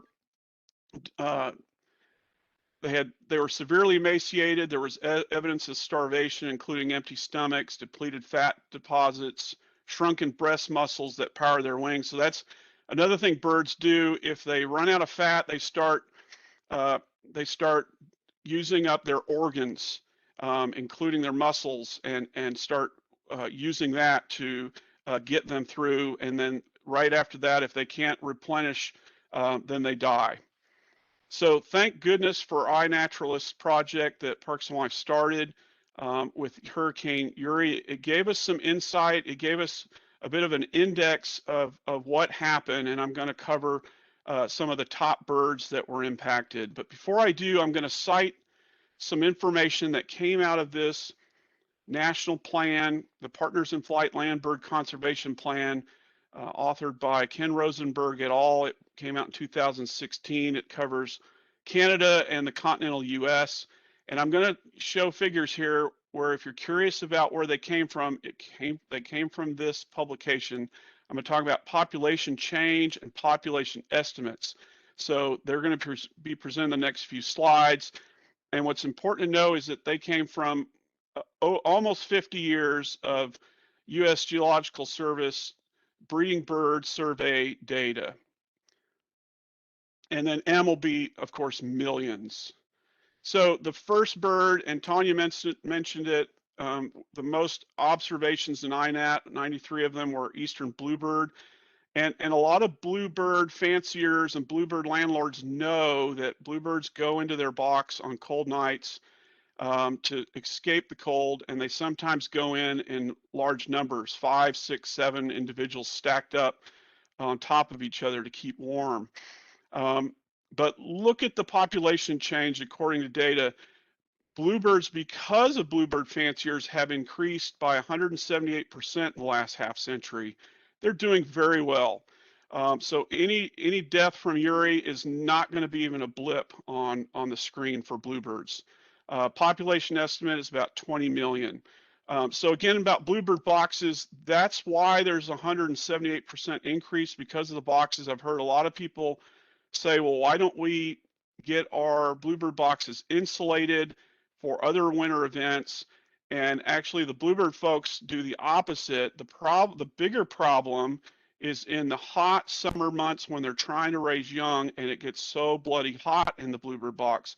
A lot of people are putting heat shields on their bluebird boxes because that is a daily issue for the entire breeding season, is too hot in those boxes. So heat shields are probably a better idea than trying to insulate. And then historically, a bluebird would have used an old woodpecker cavity, so that didn't have that exposed surface area above and below the cavity like you do with a bluebird box. And plus a bluebird box is a lot thinner than a cavity in a tree, an old cavity by a woodpecker that a bluebird would have used. So bluebirds probably would do a lot better using in the winter an old woodpecker cavity that doesn't have the roof, doesn't have the floor, and is more insulated and more protected than a box. Number 2 was the American robin with 87 iNat observations. This is a berry eater in the winter. People notice this. They come in very nomadically and strip your berries from your trees and shrubs, and then they move on because there's nothing to eat. So they've got to be nomadic. Another way robins feed is to feed on the ground like in the picture, but the ground was blanketed in snow, 3 inches where I live in East Texas, and for 5 days. So robins didn't like that at all. They didn't have berries. We had some leftover berries. They burst, they turned dark color. They were not edible immediately after the first freeze of Uri. So robins didn't do well, but they have an 8% change, which is pretty darn good over the last 50 years. And they are the most abundant land bird in North America with a population estimate of 380 million. Number 3, the yellow rump warbler. There were 71 iNat observations. Their population is considered stable. They have approximately 150 million individuals. It's the most abundant warbler of about 49 species of warblers in the US and Canada. So yellow rumps are doing very well. I don't think we're going to see a blip for the bluebird, the robin, or the yellow rump warbler. Now I'm going to jump down to the 6th most abundant bird found in iNat with 38 because we saw some other problems with pine siskin. And look at the population change, -80, very steep. This bird has been hurting for the last 50 years. People are still seeing it at their feeders, but not in the numbers like they used to. So the population estimate is about 35 million, but many people found dead siskins across Texas long after Uri. And we're not so positive on what's happened, but the main thing we did at Parks and Wildlife, we put out a news release that said, if you find sick or dead siskins at your feeder, shut it down because feeders become a super spreader event. Now, that's a word we didn't use a few years ago, but everybody knows what a super spreader is since COVID. So your feeder can be a problem because it can spread diseases. And if you find a sick or dead bird, and feeding increased with Uri, people felt like they had to do something for birds, so they put out more feed. And so what you need to do is monitor your feeders, keep them clean, and to keep them from becoming super spreader events. So there are other weather events in Texas that negatively impact birds that happen a lot more common than winter storms. Things like hurricanes, wind events, even tornadoes, excessive rains during the breeding season. No one talks about that, but if you're a grassland bird like a dick sisal, blue grosbeak, meadowlark, or bobwhite, you're on the ground and it's been raining the whole breeding season, your young stay very wet, you can't feed your young, it's a problem. No one talks about that as an issue. Drought, that's a double whammy because not only the first breeding season you have the drought conditions where birds aren't able to find food to feed their young, the plants don't grow. And so the next year you don't have cover. So there's a double whammy with even a single year drought that can be a problem for birds. So if you want to help birds, minimize those events that kill birds every day of the year. Uri is not an everyday event. So back to the siskin, if you're providing food and water to birds, be sure to keep everything clean. Cats. Cats are a huge problem. If you own a cat, keep them inside. There's an estimate of 90 million owned cats in the US alone and another 60 to 100 million unowned cats. And look at the estimate of how many birds are killed annually in the US alone by cats, 2.4 billion, billion with a B rather. And see, window strikes. This is a big killer of birds. The estimate is nearly 1 million birds killed annually by windows striking homes, high rises, etc. And you can see my sources where I got my information. So keep your cats inside. If you've got a problematic window, look into that. You can get involved. There's a lights out campaign that you can look up and get involved in that and learn more about window strikes. And so that's it, Michelle. I hope I didn't race through it too much, but do we have time? We don't have any time for Okay. questions. I'm sorry. No, you've got to go to your next meeting as well. So we'll capture the questions and try to get those answered as a document later on our website, if that's okay. We'll let you go to your next meeting. And to move right along, I'm going to introduce Nate Fuller, who is our bat biologist with Texas Parks and Wildlife. And Nate will give us an update on another impacted species with the storm. How's it going, everybody? You hear me good? Now I have presenter view. Okay, 2 seconds. Yes.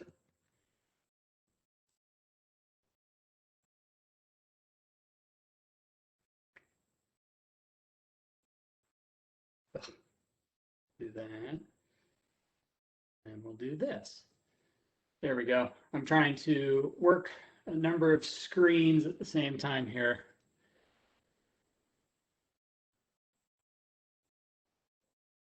Okay. Sure. Okay, you see everything fine? Yes. Okay, wonderful. All right, hi everybody. My name is Nate Fuller. I'm the bat biologist for Parks and Wildlife, and I'm here to talk to you about the impacts we saw to bat populations across the state. And I expect, I don't want to show too many pictures of dead animals, but I wanted to at least start out the slide by showing one of the most extreme events that we saw during the whole event.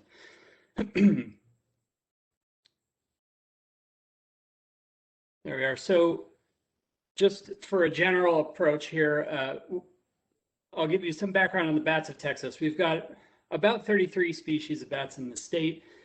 It comes and goes. There's vagrants that appear. They're not really resident, but they are in the state and they leave. And we're about 33. And many, or I'd say most of the species in the state are heterothermic. And by heterothermic, I mean that they can change their body temperature. They can adaptively regulate their body temperature to conserve energy. So like Cliff was talking about with birds, bats are also capable of using what's called torpor to reduce their metabolic rate, slow everything down, and conserve energy over a long period of time. But you know, in general, there are different strategies for dealing with periods of resource limitation. So hibernation is one strategy that some species of bat use. Migration is also a strategy that some species of bat use. Other species use a combination of these things, and each of these, hibernation and migration, can include some use of heterothermy. But so the overall nature of these strategies is going to be heavily dependent on the environment and the physiology of the bat. So the condition that the bat's in and the environment that the bat is working through. And each of them carry a significant risk. So, I mean, as you can see in the thermal image that I put up there, bats are hot. Whenever they're in euthermia, whenever their body temperature is up at 37 degrees Celsius, they're burning a lot of energy for an animal that small. So they need energetic strategies that can protect them from periods of resource limitation. So, you know, hibernation is one whole thing that we could talk about, and I'm going to mostly leave that aside for right now because, you know, it's a different story. I'm going to talk today more so about the migratory lifestyle. So, and I think that's the one that people are mostly used to. We have the most obvious members of the migratory group are the Mexican free-tail bats, the ones that everyone sees all over the place. But there are also lots of other species that are maybe less common, less frequently observed. So like the Lazuran bats, and by those I mean hoary bats, red bats, yellow bats. Those are a migratory species of bat that always migrate while using some torpor. There's also Leptonicterus, which is the pollinating species of bat, the nectarivorous bat that lives out in Big Bend. So these bats are mostly dependent on leaving the state for wintertime to have better strategies elsewhere. And so the question is, why do they actually leave? This is a long distance flight, as you can see in the map there. There's no real guarantee of resource quality where they're going, and they're going to be exposed to predators. And why try to stay? They can use a conservative energetic strategy to avoid migration, avoid all these risks that I've been talking about. And if they hang out there, if they can survive the winter, they can get a head start on mating and pregnancy. If you're a male bat waiting for the females to come back from their migratory trip, if you're waiting at the roost, then you have early access to the best mating opportunities. So there's reasons why you'd think it makes sense to stay. Now, the reason why I bring that up is to say that migration is actually rather adaptive. Bats can adaptively respond to their environmental cues and change their migratory behavior. I saw a question in the panel earlier that asked if when birds adjust their migratory periods, are they doing that for their whole lives? Are they doing that seasonally? In the case of bats, they respond very much to what's going on around them. It's not a thing where it's like on this day they leave and on this day they come back. It's all very adaptable. And to do that, they'll build fat stores and they'll save a lot of energy using torpor. So they can basically fatten up, turn down their metabolic rate, and avoid having to use too much energy and adjust their migratory strategy as needed. And thus they can optimize for the best possible outcome. So this provides the most reliable access to year-round resources and the least risk from predation. You migrate and you migrate. You hide when you need to, you rest when you need to, but you also move as fast as you can, as far as you can, when the conditions are right. And it protects you from the extremes. Animals are protected from the extremes by doing this behavior. You can get away from places where you're running a risk of being too cold or you're running a risk of being too hot. You just kind of move around to where the mean of each is going to be the better option for you in the end. So, and I wanted to point out that in this picture here, this is a bat that I captured in February last year. They're around. So this is a Mexican free-tail bat. They're around. They don't all leave. And what's interesting is that we're now starting to get populations of overwintering migratory bats in Texas. They're becoming, it's sort of historically, it's been like that in this state, but they're becoming far more common now. And so, around here, we've got sort of brief and mild winters, and bats are totally capable of thermoregulating down to about 5 degrees Celsius or 50 degrees Fahrenheit. Well, I'm sorry, not 50, 5 degrees Celsius or something like the low 40s Fahrenheit. And they have really very few negative consequences of this. They're totally happy to do it. They just drop down a torpor, save lots of energy. And with sufficient fat stores, they can endure these brief cold spells without much of a problem. I mean, I don't know how many of you are used to looking at bat butts, but I mean, this bat has a whole lot of fat on his booty, and he's ready to endure a winter where he doesn't get to forage a lot, but he will be able to take advantage of sporadic foraging opportunities. So he has enough energy to go out and take advantage of warm spells when the bugs are out there. He has enough enough fat to take advantage to survive when it's too cold, and he can't go forage. So what I want to talk about is these concepts that are sort of like a broader scale picture of ecology rather than rather than, you know, what happened in Texas. And I want to start out by talking about phenological shifts. And these are shifts in behaviors that are caused by animals responding to their environment in ways that are out of sync with ecological patterns. So in the case above here, we've got nesting birds that they come back from the breeding season too early. They come back when it's warm. They lay their eggs when it's warm. And normally that would align very well with when the chicks are out and ready to be fed. That would align very well with the peak in insect abundance. When things start to warm up and the environment starts to change, the peak warm season for egg laying is earlier, and that makes it so the chick season now peaks outside of the peak season for insects, and you have a difficult time. The adults then have a more difficult time feeding their chicks fully. Same kind of thing happens with insects. In a hot year, the bloom will happen, the insect emergence will happen earlier than in a cold year because they're all ectothermic, and so their development depends on how warm it is. So what we could be seeing is bats returning to northern regions too early and becoming susceptible to these environmental extremes. And in this case, we've got some maybe extended periods of low temperatures and low insect abundance is what could have happened during the Uri event. And meanwhile, you also have bats that are overwintering because winters are more mild than they perhaps used to be. So this then leads into another concept called ecological traps, where animals have a high preference for low quality habitat. Bridges and other structures seem to make great homes for bats, but only in the right conditions.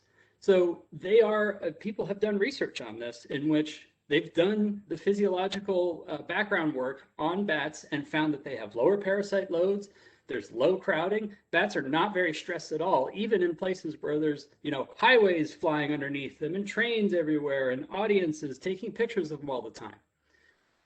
But I do want to say that these bats, these roosts are at best marginal habitat. They're very exposed. They're responsive to environmental conditions more than, say, a stable cave environment would be. And because of that, it makes them thermally unstable. So in this figure off here on the top right, I kind of made a diagrammatic approach to this. In the bridges, bats have high preference for it, but it's a low quality habitat. And if they all flock to a site like that, when events happen like this, they're sensitive and they're not going to be protected from these wild swings. Whereas in a cave, like up here, a bracken cave, the bats in the natural habitat, the bats are going down into the cave. It's very thermally stable and they're buffered from these kinds of extreme events. So we did get, unfortunately, a whole bunch of bat reports from the iNaturalist project, the majority of which were from Mexican free-tailed bats. We also were fortunate enough to get a couple of reports of yellow bats, some evening bats, a mouse-eared bat. These are just general Myotis species, and then the tricolored bat, which is one that's a very special concern to us right now as they're being evaluated for endangered species listing. And well, the result was that we had huge numbers of Mexican free-tailed bats killed by the freeze. McNeil Bridge and Round Rock. This picture in the center is from an artificial roost somewhere down south. The bats in the trash bags. That one got a lot of press. It was that was down in Victoria, taken by one of our biologists, Trey Barron. So the bats did not fare too well during that event. So why did this happen? That's the question that people are always asking us about. And the way I explain it is that these temperatures were very, very low during this period, but were also low for a long period of time, as we heard in the first talk. It wasn't just a very cold spell, it was also a very long cold spell. And this was following sort of a mild winter. So we had bats coming back. We had reports of bats coming back to the state on February 9th, which is one of the earliest, if not the earliest times that we've had bats starting to return from migration. These overwintering and early migratory bats, they're back in the colonies already. And these bridges, remember I said they were so exposed, when they cooled off, they had enough thermal inertia that they stayed cold for several days following the freeze. So when it warmed up on the 20th, it was still below freezing up inside of the crevices where the bats were roosting.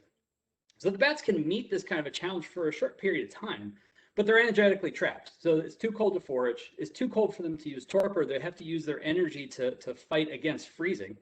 So they have to defend, and that makes their metabolic rate go up. They use up their stored fat, they're using up their metabolic water, and they likely died from starvation or dehydration from just more so the duration of the event, not so much the depth of the event. So what's next? Bats and bridges are very much are very important for outreach and for local economies. And so I'm not going to say that we need to get bats out of bridges. That's insane. They can use those roosts just like we can use them for driving around. But I think events like Uri call for more extensive monitoring of urbanized bat populations, and at least putting thermal sensors out around the state and tracking the events that are happening inside the roost, not just outside the roost.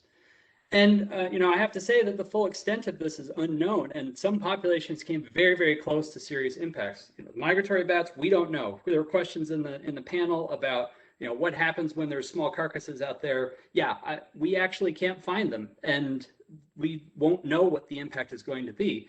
But we can sort of estimate some impact. This is temperature logger data from a tricolor bat roost out in East Texas, and you could see it only got below freezing for a short period of time, which is cool because those bats were able to survive better than I thought they would. If that event had gone on longer, I imagine these populations of bats would have been wiped out, and they came perilously close to significant impact.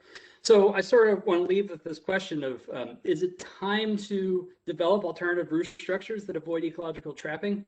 I think that there is definitely some motivation to be doing that. Some of the artificial roosts out there, like large buildings, actually had good populations of bats in them for throughout this freeze event. So that's something to consider for sure. I just want to give you some good news though, that the bats are coming back. I took this picture a couple weeks ago. There are bats inside the bridges, being feisty, doing the things that they do. And so I hope that at least leaves you with a smile after a pretty dramatic event that was very shocking. So I don't think we have time for questions because we're all running a little bit over. Yeah, So we do need to move on, and I apologize for that, to cut you off short. We do need to move on to our next presenter talking about exotic wildlife. But Nate, if you could stay on and maybe help answer some of the questions in the Q&A, if you like, if you're able to. And then we'll move on to Jim Gallagher, who will talk about the impacts to exotics in the hill country. Second. Are you able to hear the sound of my voice? Okay, we're making progress then. And if you can see me, well, I'm sorry, we can't have everything.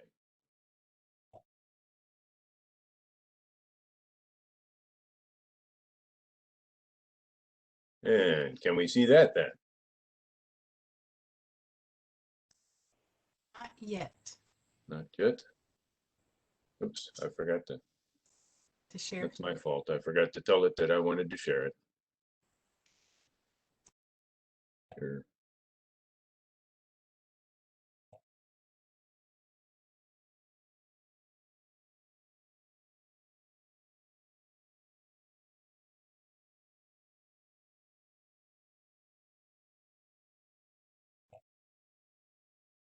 Okay. Now we can see that. Yes, sir. We can see that now. Looks good. There we go. All righty, so let's see if we can get this going and not waste any more time than we already have. John kicked this off. He told us about the fact that, hardly anybody in Texas escaped the impact from Uri. What you felt, how long it felt that way, and how bad it was kind of depends on where you were. And that same thing applies to the wildlife that was out there enduring it at the same time we were. Tanya talked about where we saw the observations from this, and yeah, we have that curious pattern where most of the observations seem to come from where most of the people in the state are. It's tough to get observations from people who aren't there. But we can stop and think for just a little bit about what affects the ability to detect some of these mortality events. And most of it makes really good sense. How many died? If it was a really rare organism to begin with, are you going to be able to find any mortalities after the fact? Was it in an open location or in a hidden location? So a bird dies in your carport. There's a pretty good chance you're going to find that bird. A bird dies in the middle of a cedar thicket. Are you going to see that bird? Odds are no, you will not. How big is the organism? Because that makes it a whole lot easier for us to detect it. So again, birds versus larger critters. How many people out there looking? We've already seen the effect of folks in urban centers reporting most of this stuff. And it applies to individual properties as well. I mean, we'll get into this in a little bit. If you've only got 2 or 3 people to cover a few thousand acres, they're obviously not going to find everything. And how long will the carcass be there to be discovered? Those folks who live in urban areas where predators and the cleanup crew are a little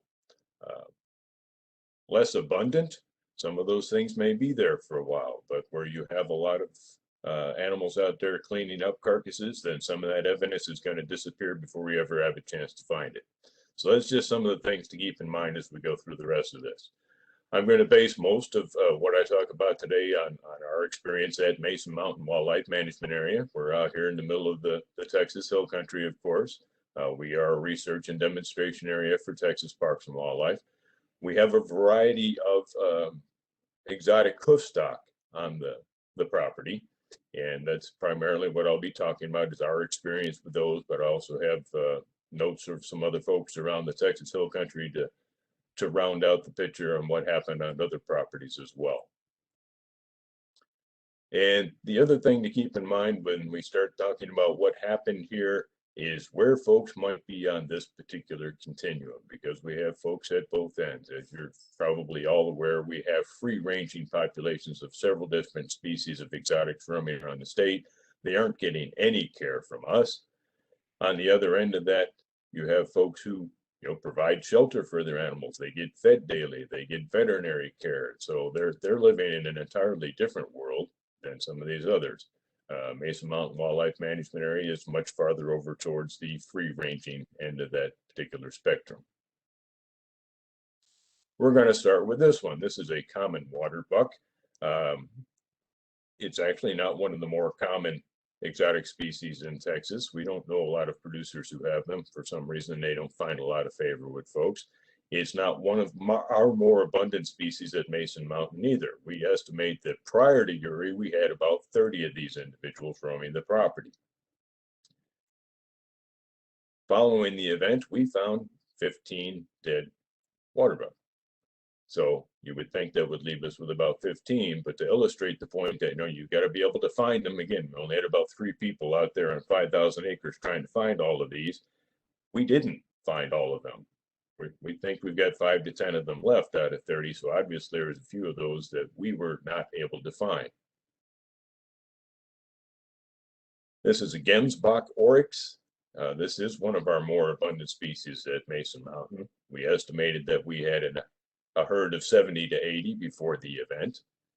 And we found 15 mortalities after the event. That ought to leave us somewhere around 50. But again, it wasn't quite that good. We were down around 30 or 40. So we estimate that we lost perhaps 50% of our Gemsbach oryx during this event. We don't have a lot of specific information from other folks around the region on these. A lot of folks just report oryx. Most of those are probably referring to scimitar, which we'll get to in a minute. Some of them may have been referring to Gemsbach. We're not sure. This is the scimitar horned oryx. They are closely related to the Gemsbach. These guys are from northern Africa and desert areas where, it wouldn't be unusual to have a cold night, but extended periods of cold, wet weather is pretty unusual for these guys. We thought they might be fairly susceptible. Pre-Uri, their population was very similar, about 70 to 80 individuals. We found 5 mortalities. Afterwards, we found 50 to 60, so our losses appear to be fairly minimal. We do know some other folks in other parts of the hill country who have reported, both higher and lower losses for this species. This is the greater Kudu, which is kind of a woodland species in Africa. Again, they're a little out of place in Texas. We didn't have many to begin with. They've been kind of fading from the landscape on us. And we only found 1 mortality, which kind of left us some hope. But post Uri so far, anyway, we've only seen one individual still roaming the property. So the future is not looking good for greater kudu at Mason Mountain. The other producers that we know that have these, again, most of them are much closer to the game farming end of the scale than we are. They're reporting losses of 10 to 20%, maybe. Nothing quite as severe as what we had. This is Thompson's Gazelle. Again, they're a small, rather delicate species, rather out of place here, you know, without a lot of body mass. You can't store a lot of fat. You don't have to store a lot of heat. It's difficult for them to endure these types of extended cold conditions. And again, they've been on the decline at Mason Mountain for several years. We only had just a couple of them left before Uri happened. And we found one, and we haven't seen any since. So we're assuming we have lost our Thompson's gazelles. Axis deer is one of the most common exotic species in Texas, free roaming herds all over the place. And this is one of the ones that, you know, probably more people reported mortality events for these than anything else that we're aware of. We do know some individual producers who reported losing upwards of 50% of their animals. Our picture, again, just a little bit different, so there's a lot of variety out there. We've never had a huge herd at Mason Mountain, about 30 individuals. We only found 3 mortalities, and we still have 15 to 25 of them out there, so not terrible.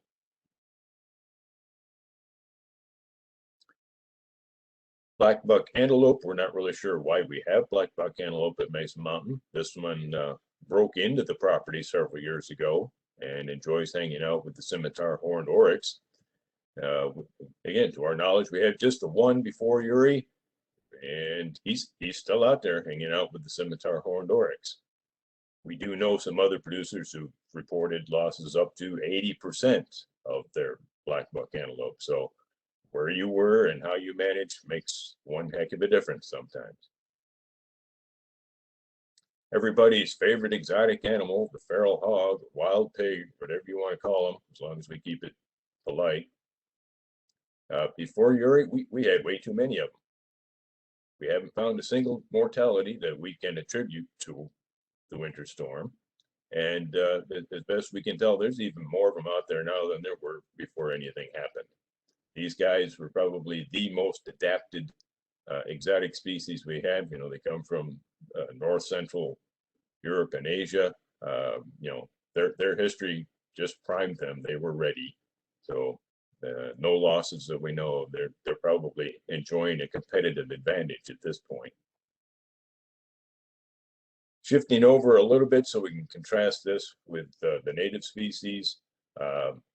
Again, the smaller they are, the harder they are to find. The fewer of them there are to find, the fewer you expect to find.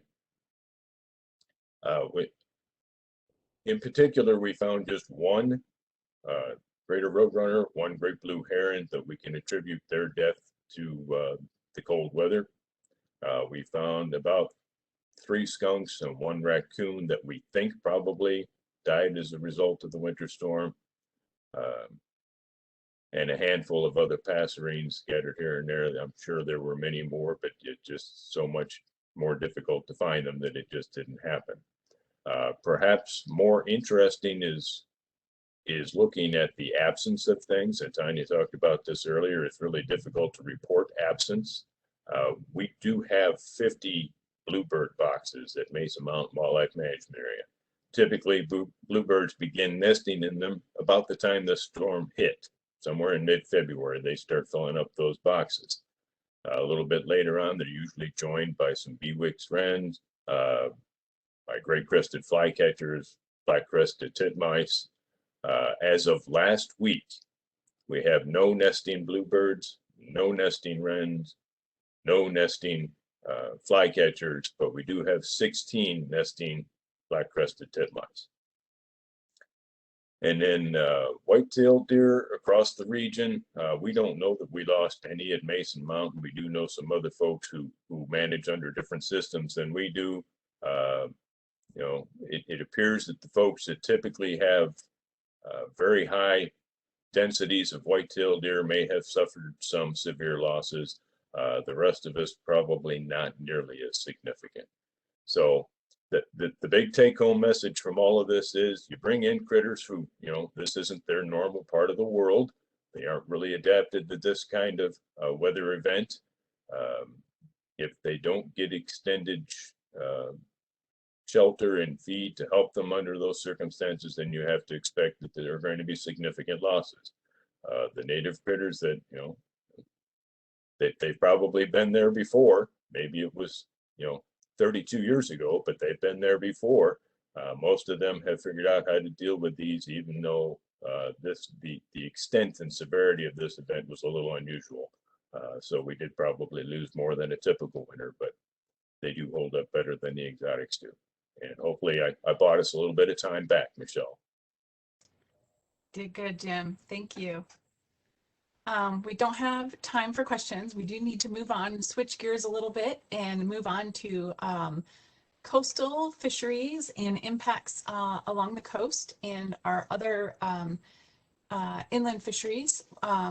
Dacus Giesslin with Texas Parks and Wildlife will be presenting. And Dacus, I'm sending you presenter rights now, so it's on its way. Thank you, Jim. You're welcome.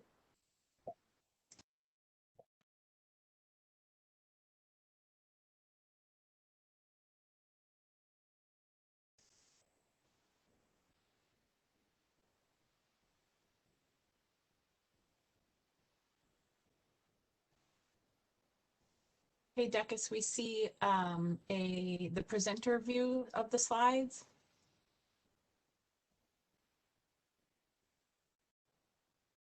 There you go.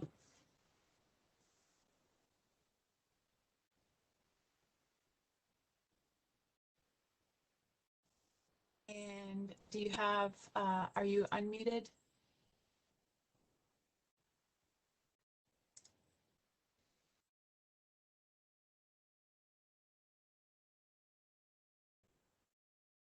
We still can't hear you, Dacus.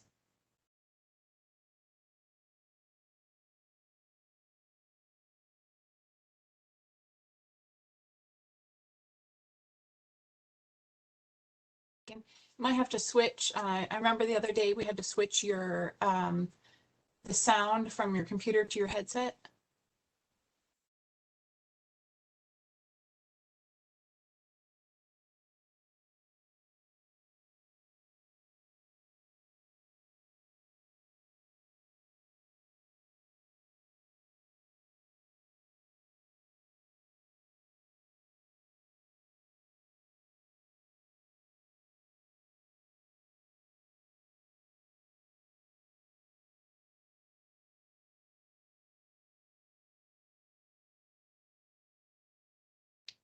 We're still not hearing you. No, sir. We can see you, but we're not hearing you yet.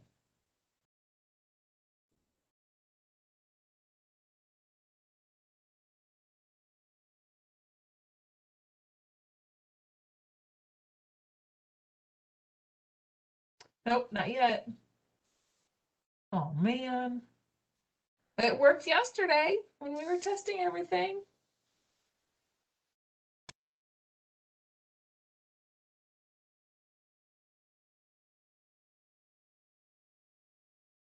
If your headset is Bluetooth, does it have batteries, or is there another microphone that you can use that is not your headset, maybe?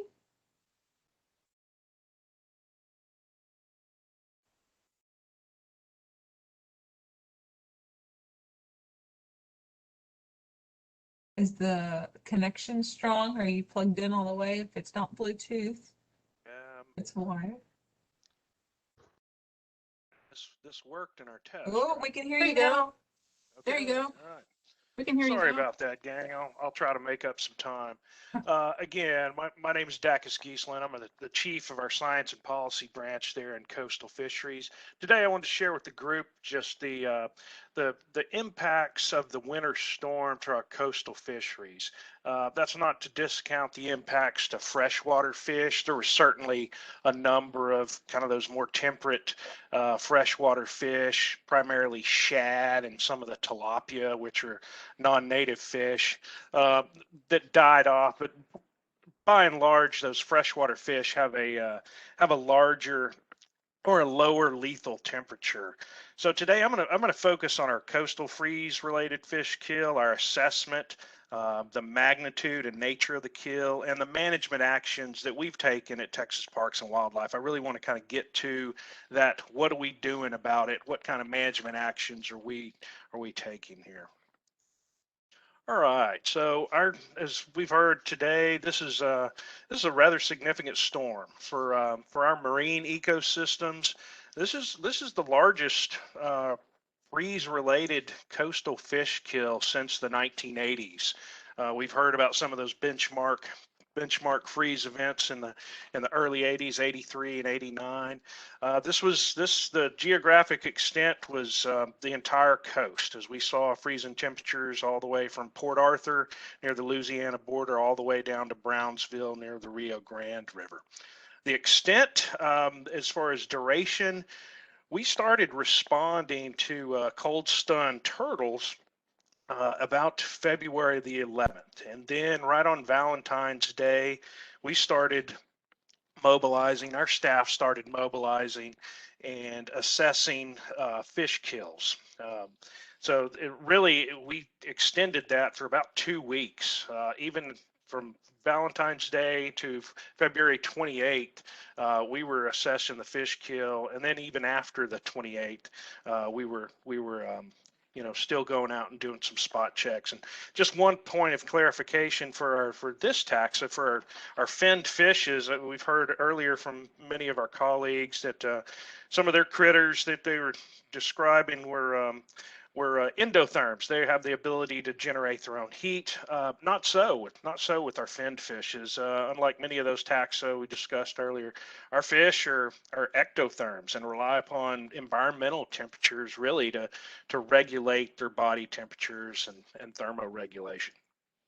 Just a quick slide to describe some of the major historical coastal fish kills related to freezes. We heard earlier about those events in the 80s, and certainly those were kind of the larger ones that we benchmark back to in our marine science world. Those kills in the early 1980s and then later in 1989, you can see that they're much larger in as far as estimated mortality of fishes. And these fishes, I mean, these freeze events, they're not uncommon to us in Texas. In fact, dating back to 1527 is the earliest written account of a coastal freeze from a Spanish explorer. We typically see these freeze events every 3 to 6 years, but these that I've got here illustrated on the slide are certainly the larger magnitude and what we'll qualitatively describe as major fish kills. We estimated through our methods approximately 3.8 million fishes succumb to the freeze event. This slide just depicts kind of our pre-game event, if you will, or a pre-event coordination, and the fact that we have the authority to close thermal refuge areas that may be exploited by anglers to catch fish that are concentrated in these kind of warmer, deeper water areas, in harbors and different bay areas. We also request a voluntary suspension of barge operations through the Gulf Intercoastal Canal Association, and they've been just a tremendous partner for us, and that they've suspended barge traffic that lasted through the 15th, the 16th, and even into the 17th, and just want to acknowledge their great partnership. We've also we follow the American Fisheries Guidelines, Society guidelines, in assessing large-scale fish kills of this magnitude, and we use that guidelines whether it's a red tide event or a pollution event, and similarly for these freeze events. And I just want to acknowledge that that's not an exact science. When you have a coast-wide fish kill, we consider this an underestimate of the fish kill, recognizing that the nature and dynamics of the kill change, especially when it's a longer duration kill like this one lasted for a week plus. The tides change. We have staff out in different bay systems. So I just wanted to acknowledge that this is definitely, it's not an exact science, and this is definitely an underestimate of the fish kill itself. Here is a slide that we just want to I want to break out the estimated mortality by non-game and game fish, and that's certainly not to discount the ecological significance of non-game fish. Those are just the ones that most folks don't particularly target when they go out angling.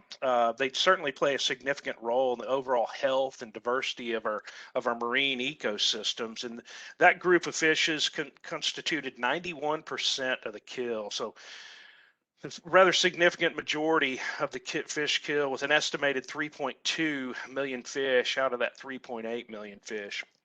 Now, the group of fish that grabs the attention are what we'll term game fish, and that's not the legal definition of game fish that we have in our Parks and Wildlife Code, but these are those fish that anglers go out and target for recreational angling, that we see throughout our bay systems. And that particular suite of fish represent about 9% of the fish kill. 328,000 fish estimated perished during this event. Almost half, or 48% of those, were spotted sea trout.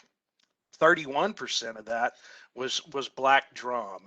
And one good thing that we do have going for us is the sheer abundance of several of these fish, primarily spotted sea trout, black drum, red drum.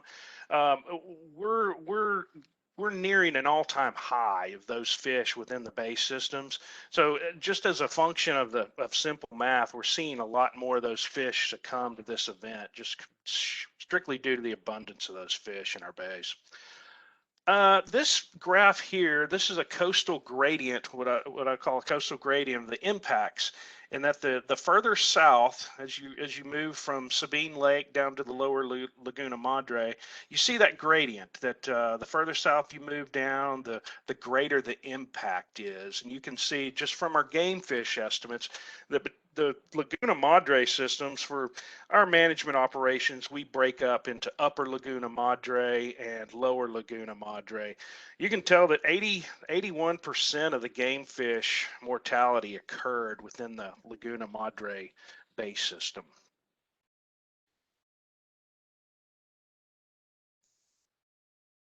Trying to switch slides here. Okay, there we go.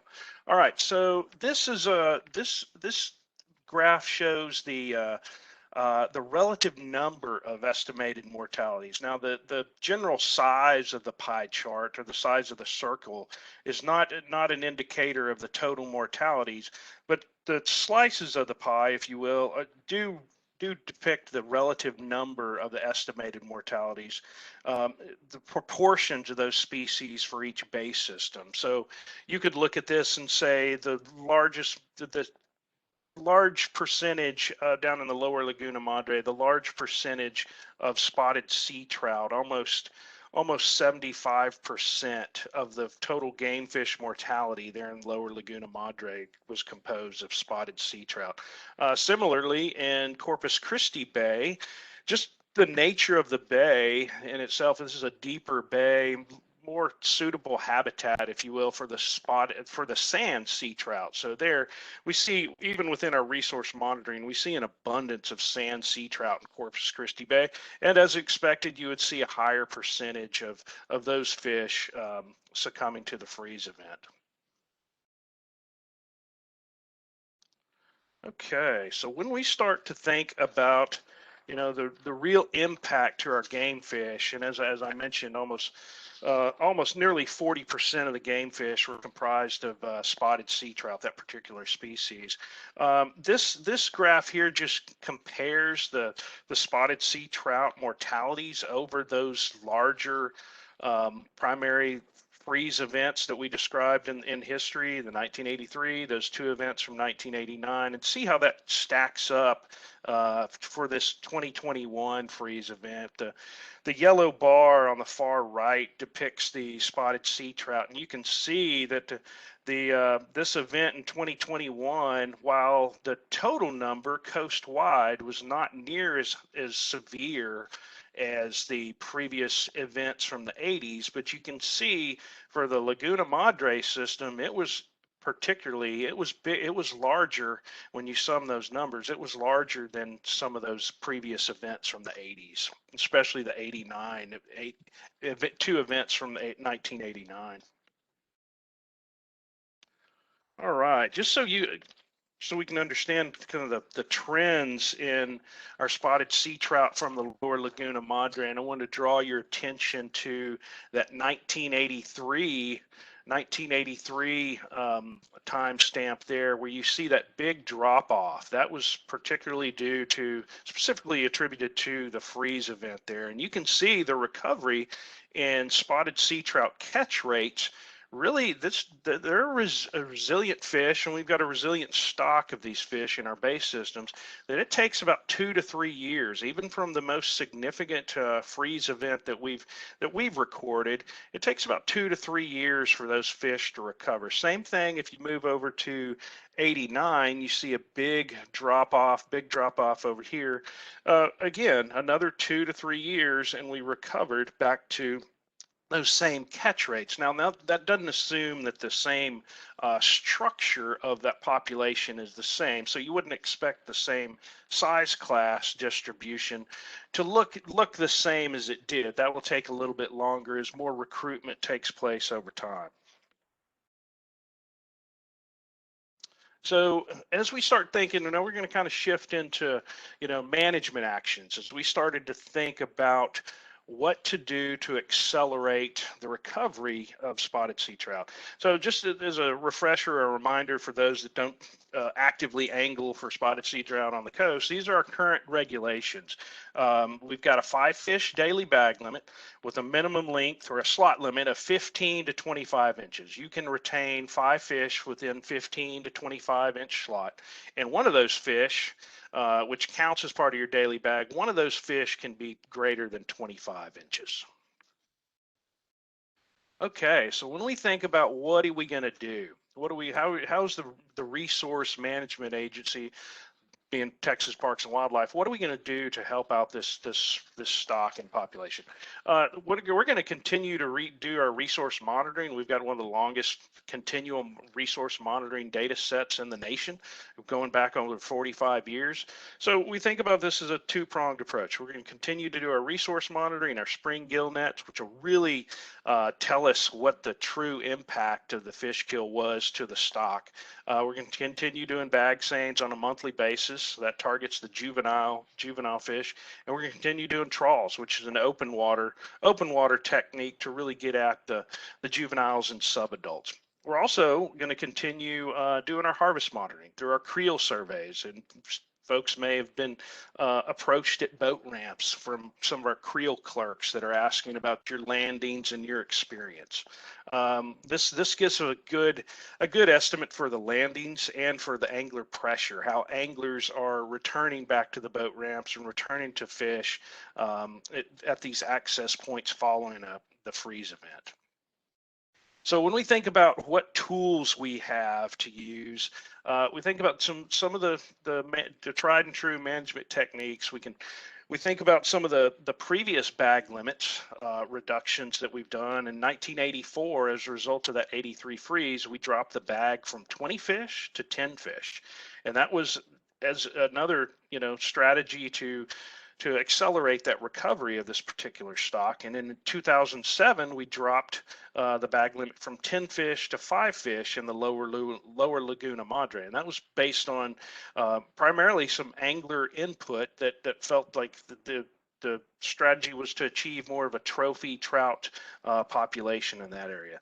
And then just in 2014, we've extended the 5 fish bag up the coast through East Matagorda Bay. And then in 2018, we made a coastwide change to the 5 fish bag limit. One thing I would also encourage folks to do if they so happen to practice this while angling is the catch and release practice.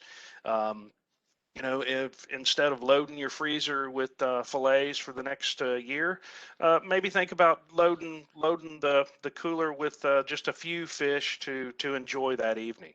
We're also going to be monitoring angler pressure, and you know, as our creel surveys will indicate how the pressure hopefully rebounds after a perceived large scale impact to the stock.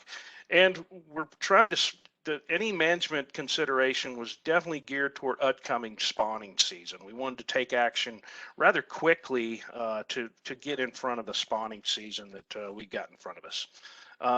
These next 2 slides I'll kind of run through, but these are some of the modeling efforts that we think about for spawning stock biomass. And this slide here just shows you how many fish are being retained, being harvested from different sectors of the fishery. You can see here the private boats where, you know, the yous and me's of the world going out and fishing without a guide. We would expect to see that, you know, 50% of those that go out angling for spotted sea trout catch and retain 1 fish or less. When you add up the 3 fish or bag or less, you see that 80%, if you add 1, 2, and 3, those percentages, about 80% catch and retain 3 fish or less. And that certainly goes up as the efficiency in the harvest goes up with the guided boats. So that's something just to keep in mind, that where most of those fish are how many fish are being landed by different sectors of the fishery. Some of the management options as we ran the models, population models to look at some of the effectiveness to an increase to spawning stock biomass with different management techniques. And as we said, we're at a 5 fish bag now, so you start at 0. And if you dialed that back down to a 1 fish bag, you would see close to a 33% increase in spawning stock biomass. Those are those reproductive females, which are really key to the recovery of any fish population. Also, management techniques, we could implement a slot. If you recall, we currently have a 15 to 25 inch slot. So we ran several different slot options. The blue starting with a 17 and going up to 24, orange starting at 16 and going up to 24. I want to point out that 17 to 23 because that's what I'll talk about here in the next slide. Is that gets you about a 21% increase in spawning stock biomass. And when you couple that 17 to 23 inch slot limit with a 3 fish bag, you end up with a 27% increase in spawning stock biomass. And this is what this emergency action, Parks and Wildlife has the authority, the commission or the executive director have the authority to take emergency action when particular populations of animals or other critters are at risk. So we felt that without any hard data, the gillnet data that will be coming in the spring, which will allow us to really look back and see what the true impact was to the stock, we felt it necessary to take action now. And so we came up with this recommendation for the specific to the to the Laguna Madre system, specific to spotted sea trout with the 3 fish bag, the 17 to 23 inch slot limit, and an effective date of April 1st, 2021. So that is in effect. The commission unanimously passed this emergency action that will last for 120 days with a possible 60-day extension if necessary. And we'll have that information to look back at once we gathered the gill nets from the spring.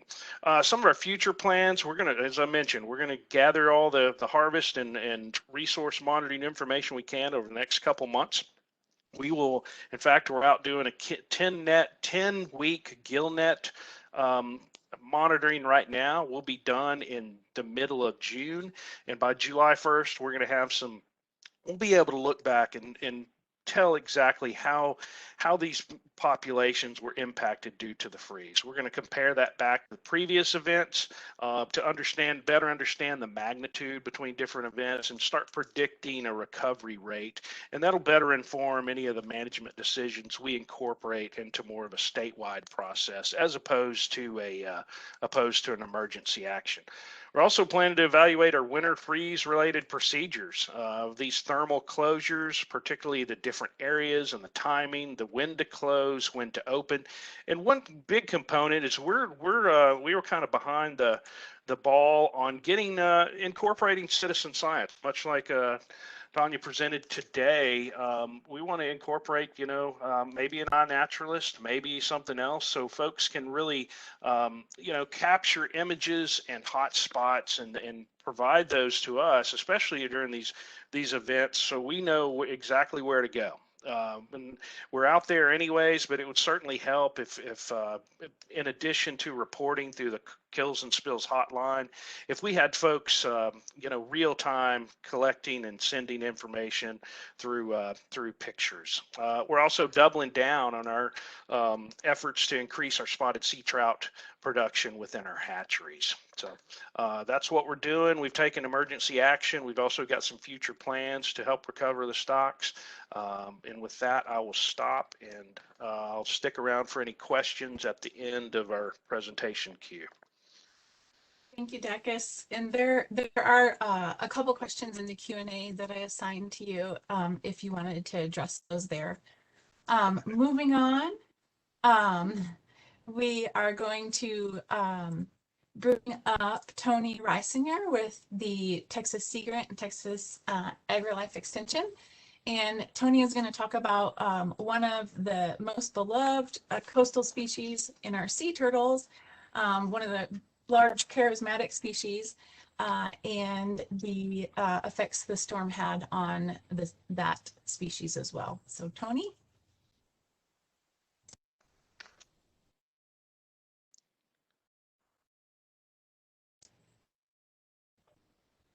We see your whole screen right now, Tony.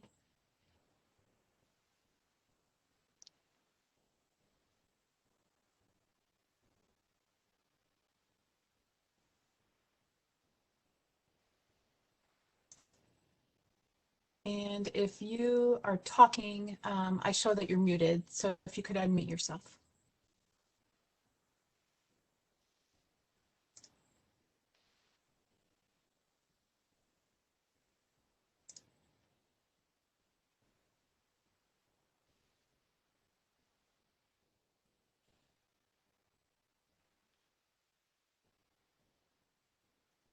Can you hear me now? We can. And if you want to press show on your screen for your presentation.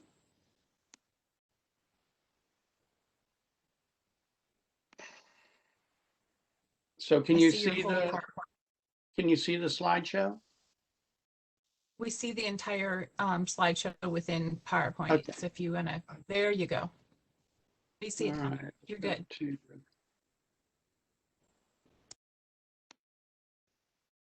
Move this out of the way.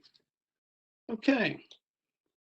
So I'm going to talk about sea turtles, and probably people were more concerned about sea turtles along the Texas coast being affected by the freeze than probably any other species besides fish that Dacus just talked about.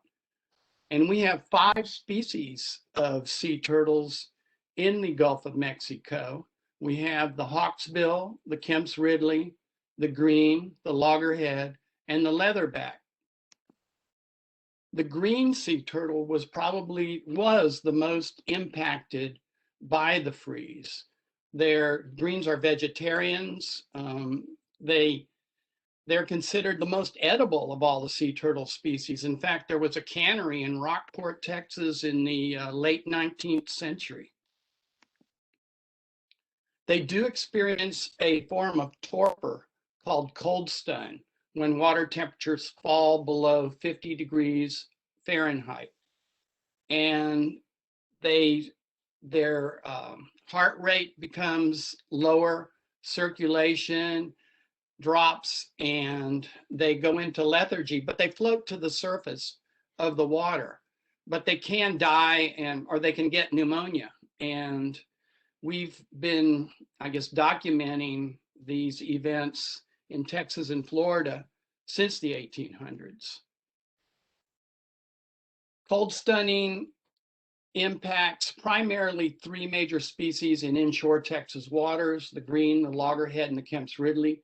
By far, the green comprises about 99.99%. If a turtle stays in the water, it can die from the effects of the cold. Dr. Donna Shaver with the Sea Turtle Stranding Network thinks that most or all of the sea turtles were impacted by this cold stun event that we had in February. And so she thinks, and she and Dr. Brian Stacy, who is a veterinarian with the National Oceanic and Atmospheric Administration, they think that that gives us an idea of what the population was before the freeze. And so here's a look at some of the bay systems and the sea turtles that were impacted by cold stunning. In Galveston, we had 48, East Matagorda 261, and on down.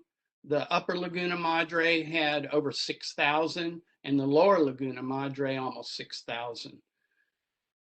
And one of the reasons that we think that occurred was greater numbers toward the south was we have shallower water and not as much deep water that's available for the turtles to move to when a cold event starts. This is a total that they tallied, and it was less 92 turtles that were cold stunned in 2020. So we had almost 13,000 cold stuns that were counted. There's a lot of them unaccounted for. And I said the green was the most common, and we had many people working on retrieving these turtles that were cold stunned. Texas Parks and Wildlife, fisheries biologists, and law enforcement agents, and many volunteers. We even had children helping transport sea turtles to the convention center on South Padre Island, which kept around almost 6,000 sea turtles during the cold stun event. Texas Master Naturalists played a huge role in this cold stun event. Donna Shaver can just raves about them. She said that they're the most some of the most dependable volunteers that we have, and she says that she can count on them all up and down the coast. And these are my 2 chapters that I'm an advisor to: the Rio Grande Valley chapter and the South Texas Border chapter in South Texas. And members of those chapters worked very hard in responding to this. We had 2 veterinarians at the convention center on South Padre Island, Dr. Brian Stacy and Dr. Tom DeMar. Stacy is with NOAA and Tom DeMar is with the Gladys Porter Zoo. And they worked tirelessly in taking care of these turtles. They also found some hooks in them, which was really unusual. And they were trot line hooks, circle hooks baited with wooden dowels. But they found them in the upper portion of the carapace, and they just couldn't figure out how they got hooked there. And that's one of the mysteries that we learned from this cold stun event. But they removed the hooks. After the survivors were held for a while, one of the first things they would do would poop. And we had many volunteers that had to clean out the areas that they were kept. They were kept in plastic pools. They were kept on tarpaulins, and it was a lot of work taking care of that many sea turtles. But finally, toward the end of February, the Southern Responder took out several thousand sea turtles and released them. Also, U.S. Coast Guard, Texas A&M, and private vessel owners helped them release the sea turtles. Moving on from sea turtles, we did see some coastal bird impacts. Brown pelicans. I counted several recently dead brown pelicans in the lower Laguna Madre. Waterfowl in our resacas in the lower Rio Grande Valley went into or sought fresh water because I guess it retained more heat with depth. And this is a picture that one of my master naturalists, Anita Westervelt, took, and she published it in our monthly newsletter or quarterly newsletter, the Chachalaca. She's with the Rio Grande Valley chapter. And then what was really neat, I saw some black skimmers all hunkered down along Brazos Santiago Pass, which is at the southern end of South Padre Island. And this was taken during the freeze, and I counted around 19 of them just trying to hide behind a sand dune. Of course, the north wind was blowing, and they were all facing toward the north. Some of the responders, or most of the responders, here's a list of them, and a big thank you to everyone that participated in it. It was a huge effort, and it paid off. We did have a great mortality. We lost 69% of the sea turtles that were rescued, but they do come back, and hopefully in the next few years, we'll see more and more of them. We've already seen small greens feeding on the jetties around South Padre Island, the jetties at Brazos Santiago Pass. So that's a good sign that they're moving back into the lower Laguna Madre area. And with that, any questions?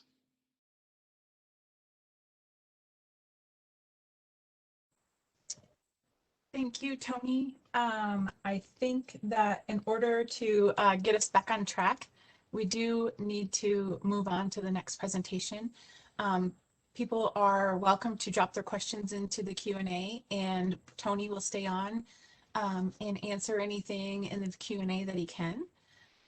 And to move us along, Craig Hensley will be our next speaker, talking about, he's billed on our agenda as plants and insects, but being the naturalist that Craig is, he's going to talk more about all things natural and kind of the grab bag of naturalist observations from the storm. So Craig, let me hand over permissions to you and can get you started. Perfect.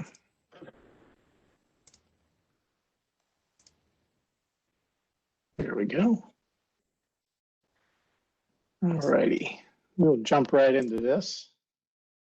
So yeah, I'm here to talk about plants and insects a little bit, and then just general observations. I've spent a lot of my time out in nature and just observing what's going on, and I also give the caveat, being a northern boy, winter is winter, and we get to see it for a change down here. And but as I'll say again, wildlife is pretty resilient, by and large, what I have to report on plants and animals is not a ton, at least in terms of native plants. I do and insects. I do want to give a shout out to Ross Winton, who provided a little bit of insight from the standpoint of invertebrates, and then also Anna Strong. Ross being our invertebrate biologist with TPWD, and then Anna Strong, our rare species botanist, for providing a little insight as well in terms of plants. So to get started, we'll just start with insects. In terms of the project, there weren't a lot of observations, as Tanya pointed out in her presentation earlier in the afternoon. The one that I did want to focus on, though, was the Mexican honey wasp. We actually had two observations. Mexican honey wasps are a species that have kind of moved north over time, and they build those, you can see the picture there by Larry Swift from iNaturalist, large paper-like wasp nests, And so they overwinter in there typically. And I'm sure when those extreme, they didn't have a blanket of snow or anything to insulate them except for that nest. And although it's pretty well insulated, extreme temperatures probably took a pretty significant toll in terms of damaging them. And as Ross mentioned, they probably are going to reset a little bit. You'll probably, some of those hives will probably be dead from, the Austin area south. But over time, as things do, when they're at the edge of their range or expanding into new range, they'll probably move back in going forward, although it may take a little bit of time to do that. And just a quick mention, I talked to some beekeepers, and in terms of honeybees, they because people are interested in honeybees, of course, they had a few losses in terms of individuals, but the honeybee hives came through in pretty darn good fashion based on the folks that I spoke with. In terms of other insects, going back to some of the other reflections where tiny little things are hard to find that are dead laying out there in nature, and insects would be one of those. So we may have lost a few insects, probably, but the vast majority in February are not going to be active. They're still going to be in various life stages underground or under the leaf litter. And so one of the groups of species I did want to take a look at is at Guadalupe River State Park. When I worked there, we started a butterfly survey many years ago. We've continued to do those surveys. And so what I wanted to do is take a look at February and March and look at how the numbers compare year to year. We went back to 2016 where we've got some of our best data starts to accumulate. And then you'll notice in the blue right here, or at least that's blue to my eye anyway, is February, and the light green is March for those different years. The numbers indicate the number of individuals, and the numbers on the left bar indicate the number of species. And as you can see for those two months, by comparison, March obviously is always going to have a few more species because it's gotten warmer, right? But the number of individuals year to year, and this is what makes assessing this kind of thing kind of challenging, is that the number of individuals can vary tremendously.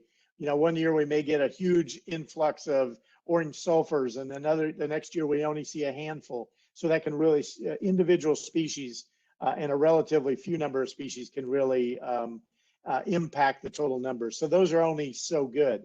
The thing that I want you to notice is over here, though, is over on, and first of all, I should say 2018, we were only able to do one survey. Normally we do twice a month. So that's why this probably took a dip right here. We wouldn't have had as much data, and that's more a weather related thing, not severe weather like the snowstorm, but just if it's the schedule that we have, it's raining on that day, obviously you're not going to go out and count butterflies.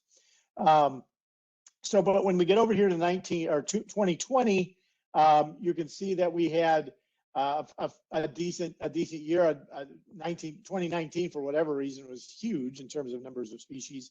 But when we get to 2021, obviously February, we had a total of 8 butterflies, and we had 4 species of those butterflies in February. That was only one survey because the second survey date, there was snow on the ground. So we were pretty confident we weren't going to find any butterflies that particular day or that time frame.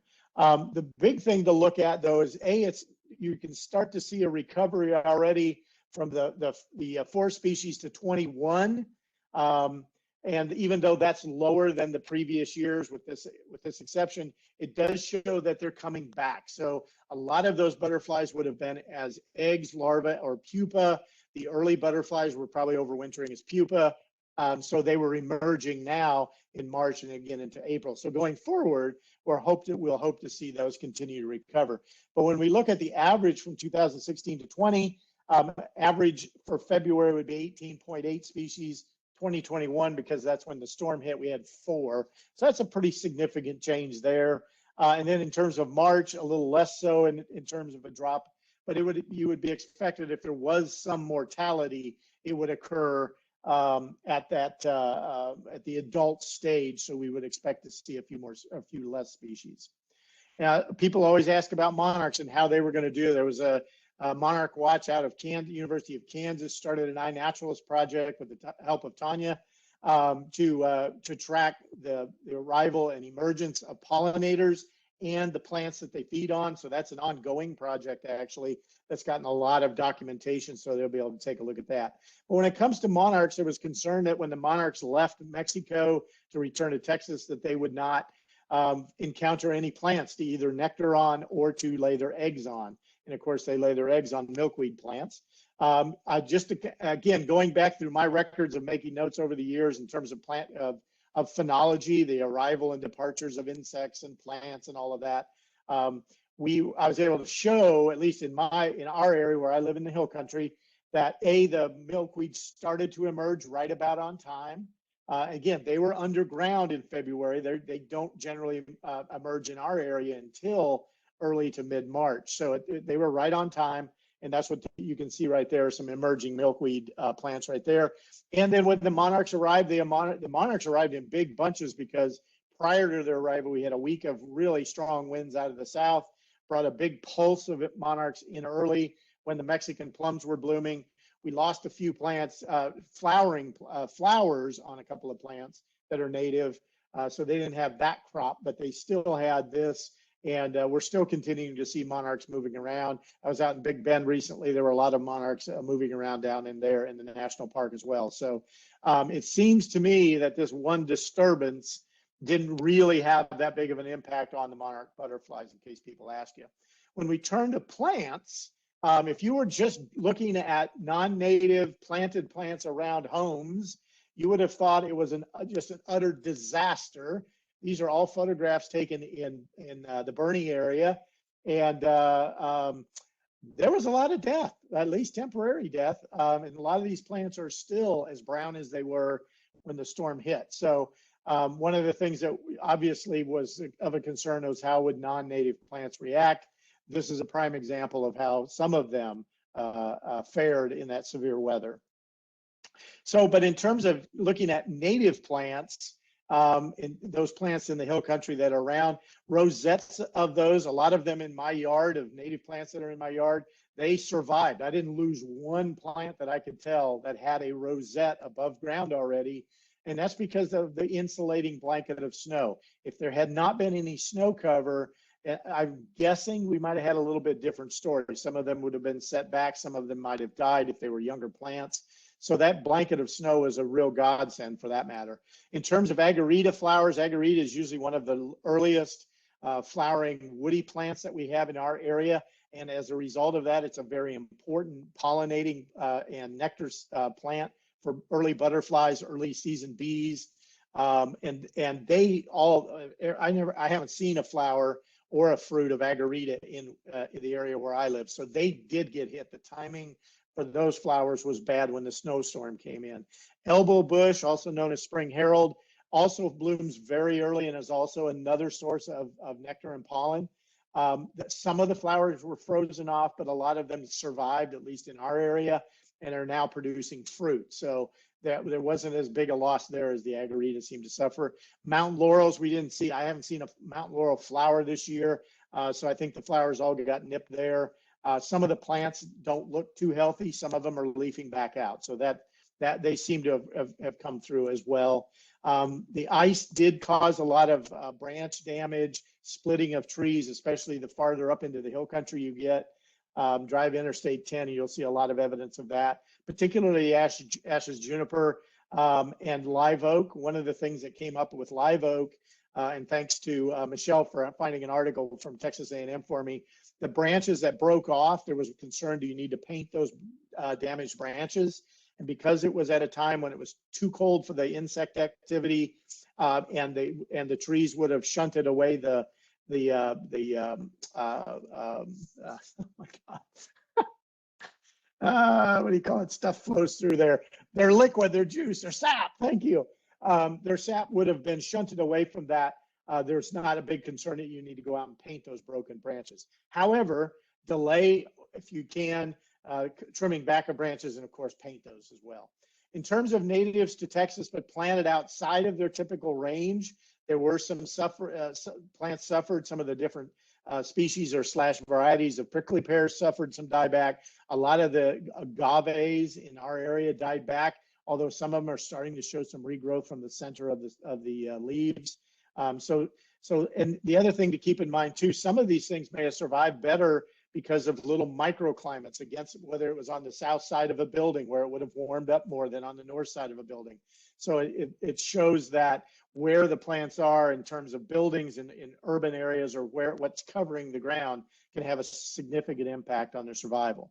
Another thing that just came to my attention here in the last couple of days from Chris Schenk, who's the Wildlife Division State Fire Program Leader, is they do prescribed fires across the state, and they've noticed that because of that freeze event, that they've been getting some what they refer to as non-standard fire behavior, where they get more spotting, torching, greater rates of spread and flame length, and greater consumption of fuels because of that cold. So they're telling the folks that are out there on the ground doing this management practice to be a little bit more careful, to implement additional recommendations for best practices to be safe and to keep the landscape safe as well. So even in this kind of management, obviously there were some issues. So going forward, a few naturalist thoughts. First of all, this is a great new opportunity to promote and use native, locally endemic native plants in your landscaping. Encourage that from local businesses and places like that, schools, wherever it is. And then also keep in mind, where are you planting it? Is that going to have an impact if this kind of event should happen again? Remember too, and this is a Northern Boys lesson, snow cover provides a great insulator. I built up piles of snow and walked in. And by the time I got the pile built up and dug inside, I was sweating to death because it's so hot underneath that snow blanket.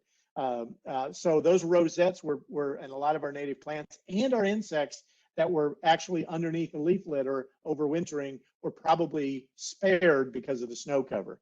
And then a couple of things, this is in your Master Naturalist book from Barry Commoner in 1971, things to think about with nature. Everything is connected. Everything must go somewhere. Nature knows best. There's no such thing as a free lunch. And remember, this is the biggest thing to remember and take away, I think, from what everybody has said, is nature is very resilient. Just like the fish are going to recover, the turtles will recover. It will take time. It won't be instantaneous. Insects will recover. If some of the plants were damaged, they will hopefully recover. But the insects are out and about. There are many species of wildflowers blooming. Species will recover with time. And just to leave you with a nice, positive, sunny, bright photograph, here is what's going on out there right now.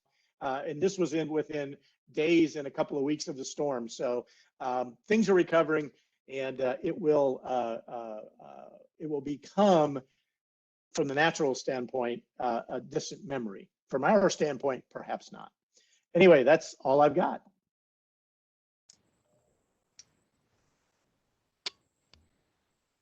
So, Craig, just yes, to maybe wrap up, there's so many comments and questions in the Q&A.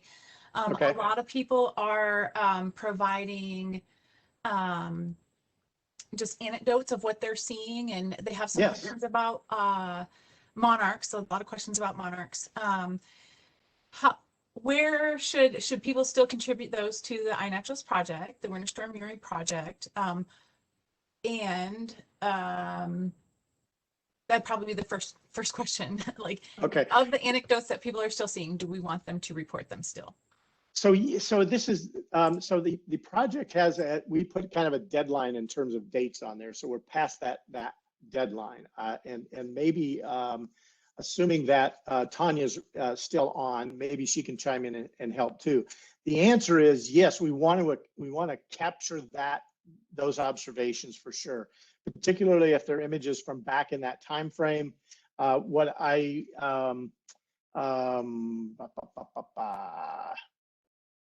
and what may I apologize. I'm going to pull something up real quick here, and because I want to know if they can continue to enter. And the only way I know this is to look at it, because I think a few more observations have come in. Yeah, I don't see Tanya there. Hey, Craig, Jonah's here. I'm here. You are. Okay. Let Tanya go then. Tanya, can they continue to add observations from that date range, or do we need to? Yes. They can. Okay. Yes, Okay. there's not a cap that's been put on that. So yeah, Okay, the thing would perfect, be perfect. just making sure that any observations that are added at this point do directly tie back to that winter storm date range. Okay, very good, very good. So yeah, so that hopefully everybody kind of understands that stipulation there as we're looking at that time, because now we're so far past, it's kind of hard to know for sure. But yeah, if you can go back and be within that date range, that would be awesome. That would be awesome. Michelle, I hope that answers. Thank you, Tanya. Another thought here too, that we are seeing a lot of questions in the Q&A about monarch sightings and things blooming and not blooming, and people are kind of submitting those from all across the state for all different species. Another community science project to check out if you're interested in contributing your observations to that tracks this type of stuff is the National Phenology Network. So Gotcha. they may be tracking and Project Budburst. So they may be tracking different things blooming, pollinating, and they may, I haven't checked yet, but they may also have a project going on that's related to the storm here in Texas. So that may be tracking differences. But those are probably the two longest running projects that are tracking blooms and migrations, like things that we're seeing that may be affected. And so if we can add observations there, we may be able to contribute to some long-term and long-range effects of how the storm may have. And another one I would really encourage people to check out is Journey North. Journey North tracks monarchs and has many projects underneath the Journey North umbrella. And that's a great place to upload pictures, to share notes about what's going on out there. I think what you're going to find overall is that with so many more people getting involved with community science and so many more things, people are starting to notice that phenology. Phenology is so fantastic in terms of understanding change over time, that kind of thing. Investigate those things and get out there and document and use iNaturalist. iNaturalist is a great tool.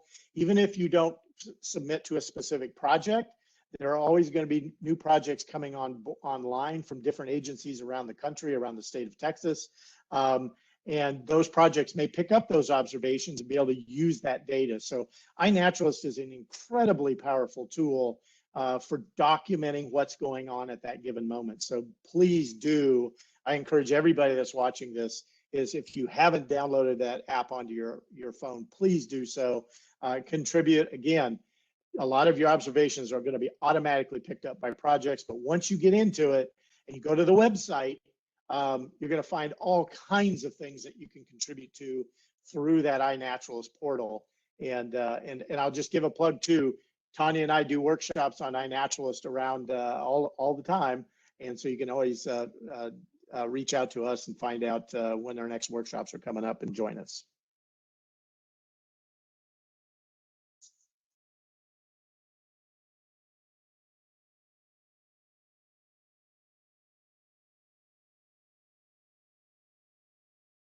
One second, I was adding some information in the chat.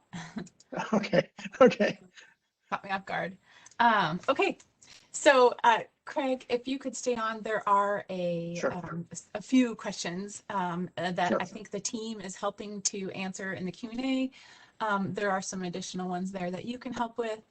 And then finally, to kind of round out our day and bring us home, I'm going to bring up Jonah Evans, who will talk about our management and conservation efforts going forward. Hey, Michelle, can you hear me all right? I can. You sound great. We can see you too. And you see my presentation? Yes, sir. Looks good. All right. So first of all, thank you for setting this up. My name is Jonah Evans. I'm the state mammalogist for Texas Parks and Wildlife, and I'm currently acting as the role as the non-game and rare species leader for our program. So let me make sure this works. I'd like to start off by thanking all of the other presenters who shared their knowledge and expertise with us. Seeing a mass wildlife die off like this, especially when you've built a career out of helping wildlife, was disheartening for many of us. But thanks to these presenters, we're able to put this event into context and better understand the full impacts of the storm. I also want to thank Michelle Haggerty and Mary Pearl for all their work organizing and making this seem easy. It was, I think, quite a lot of coordinating that they had to do to make this happen. So as we learned from all these presentations, Texas has quite a history of extreme winter storms. While they are somewhat uncommon, it seems like at least one happens every couple of decades. This is just a quick, incomplete list of major storms that I was able to find. And as an example, in 1929, I think this one was already mentioned a few times, there was this massive snowstorm that dumped over 15 inches of snow in parts of central and east Texas. Yeah, so these events have a major impact on people and wildlife. However, we've never before had such a clear look at the scale of the wildlife impacts from a winter storm in Texas. As you saw in the previous presentations, the wildlife losses from Winter Storm Uri were widespread and in some cases quite devastating. And it was only after receiving quite a few dead wildlife reports that on a whim we decided to create this this iNaturalist project. And while it was sad to see the high numbers of reports that came in through this project, it's important to remember that there have been other severe winter storms in Texas and almost certainly associated die-offs. However, in the past, we largely lacked the ability to monitor wildlife impacts on a statewide scale. People likely encountered dead animals here and there, but had no way to contribute this information into a single centralized database like iNaturalist.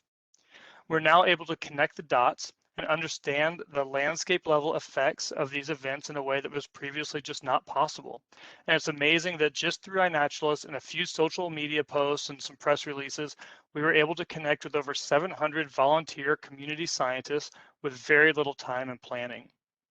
Many of you are likely on this call now, and thanks to your efforts, we gathered 3,069 observations of 254 species, very likely making this the most well-documented large-scale wildlife mortality event in state history, if not national. I think this is a pretty unique thing that happened.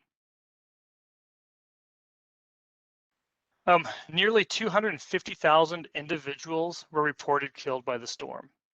When we started receiving reports of large numbers of dead birds, bats, turtles, and fish, many of us started to wonder if we may have had close to total die-offs in some regions.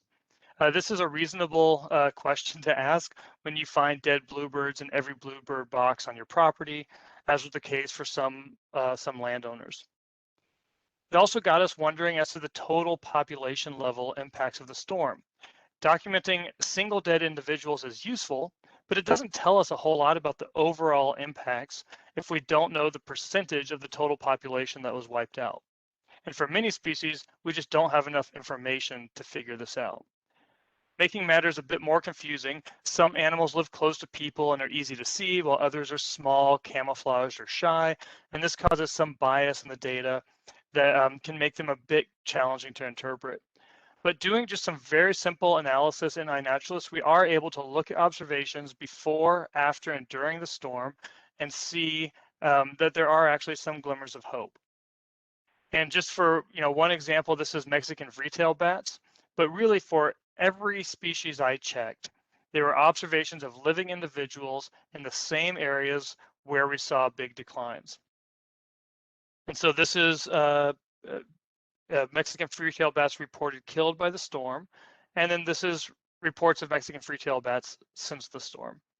And it's really encouraging to see posts like this with thousands and thousands of bats flying around who either are returning migrants or manage to survive some way.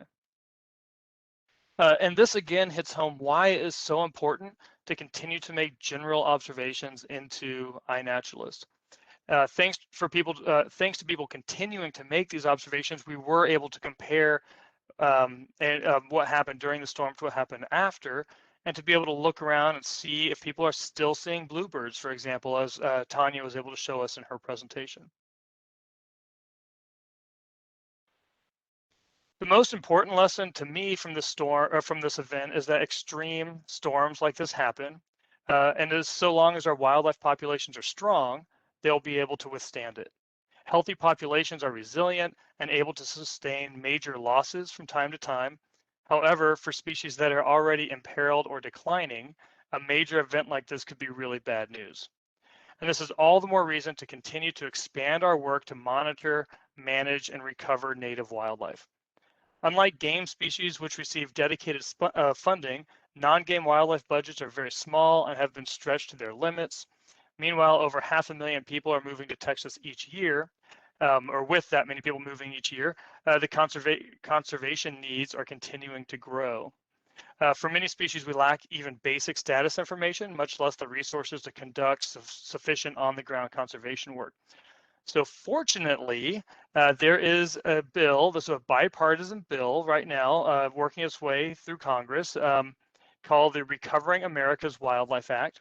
It's actually about to be reintroduced. It's been reintroduced a couple times in the past. It's about to be reintroduced.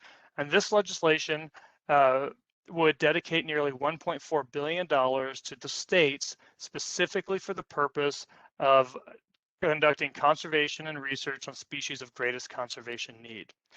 This would result in Texas receiving about $50 million in grant funding each year and would enable game-changing research and proactive conservation for our native species. The bill, again, it has not been introduced yet, but we're expecting Representative Debbie Dingell to do so in the next couple of weeks, so keep your eyes out for it. Again, it's enjoyed broad bipartisan support in the past, and it's something that we're really excited about and would really change the future for non-game conservation. So if you're curious about it, want to know more, there's a website that you can read more about the bill. It's called ournatureusa.com. So in summary, this was a record-breaking storm, and it resulted in substantial wildlife losses in much of the state. But thanks to tools like iNaturalist and engaged citizen scientists like you, we were able to document the scale of the wildlife impacts like never before. Many of the images people share were heartbreaking to see. However, most of our wildlife populations are healthy and strong and will bounce back in time. We continue to be concerned about impacts to rare and declining species, but we may never really know the impacts to these species and how well they fared. And so while events like this storm gain a lot of attention and are largely beyond our control, the ongoing threats from things like introduced species, emergent diseases, and loss of habitat are where we should really be focusing our energy to make sure we have strong, healthy, resilient wildlife populations. So thank you all for your time and contributions, and thanks to the other presenters and the Texas Nature Trackers team for making this happen. I'm happy to stay on as well and take a few other questions for folks, but that was all I had for my presentation.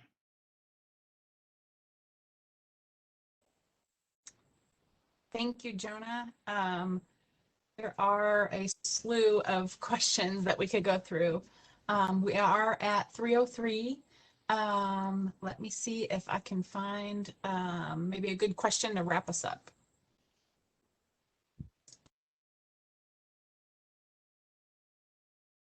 Just noticed I'm really dark. I just try to shine some more light on my face here. So one question in the chat that or Q&A that you may be able to help with answering, and maybe the entire team here can help answer. Are other neighboring states recording die-off data too? From this winter storm, I did not hear of any other big efforts like this. Tanya, maybe, or Craig might know of something, but I have not. No, the only thing that I'm aware of was focused primarily around monarchs and their and the plants that they're going to be nectaring on, and that kind of relationship crossing state boundaries. But otherwise, Craig, I don't know if you've heard of anything, but this is, I think we're pretty much the main game in town. I think that's actually true. That project by Monarch Watch is looking at it from Texas, Oklahoma, and I don't know how far north, but I have not heard of any others. So kudos to a few sitting on this panel that helped make this one happen, and they know who they are. So there are, it's not directly related to the winter storm, but there are efforts in the bat world to document die-offs at artificial roosts and all kinds. So, you know, people have been saying that bat boxes get too hot, and they want to document die-offs during heat waves. And then, you know, of course, we have the opposite effect here during, well, we have both effects. We've got too hot in the summertime and too cold in the wintertime when we have things like this. So it's not so much that it was a specific effort for the winter storm, but it's kind of a broad effort for how do artificial roost structures affect roosting bats.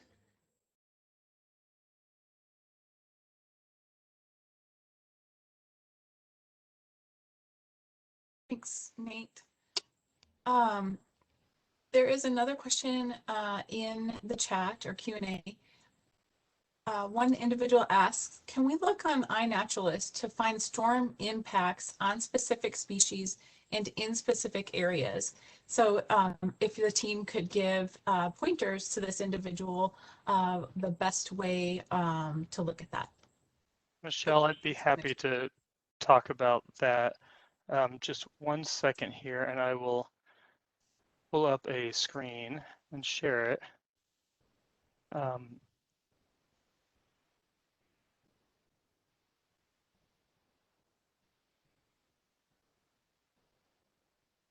Okay.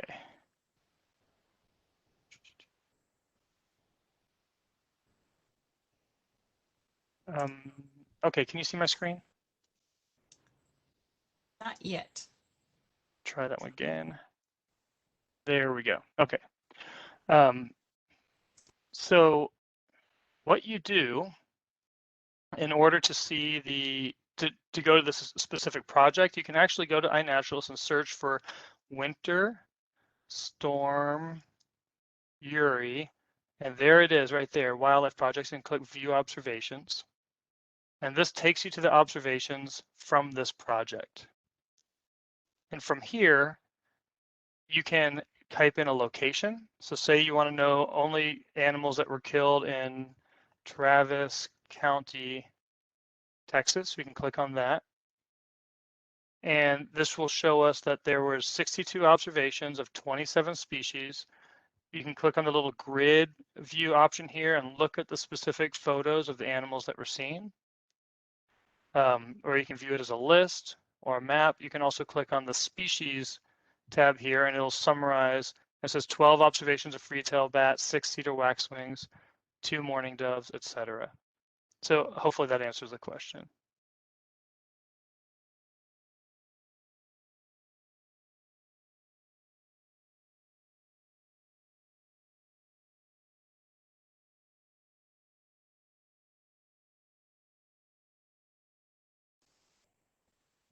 Okay, I am trying to find a good question to moderate to bring it home. We do need to wrap up here within the next 2 minutes. A couple of questions, if any of our panelists want to jump in and address any of the questions verbally that are in the Q&A, while I'm waiting for someone who might want to do that. Several people in the Q&A have asked about if the questions and when the information will become available on the website. We will pull everything from the webinar today and make that available on our website tomorrow. It does take a little bit of time to process and then get posted. So likely tomorrow morning it'll be up. All of this information, the recording, the questions and answers that we were able to provide, and then the supporting documents that we've shared and links that we've shared throughout the day today will be on our website as well. Michelle, do you mind if I just make a point about something? Sure. Okay, so one of the things that's interesting about iNaturalist and eBird and platforms like that, is that some people even in academic research circles, they use these data to work on, species prevalence, species patterns, all that kind of stuff.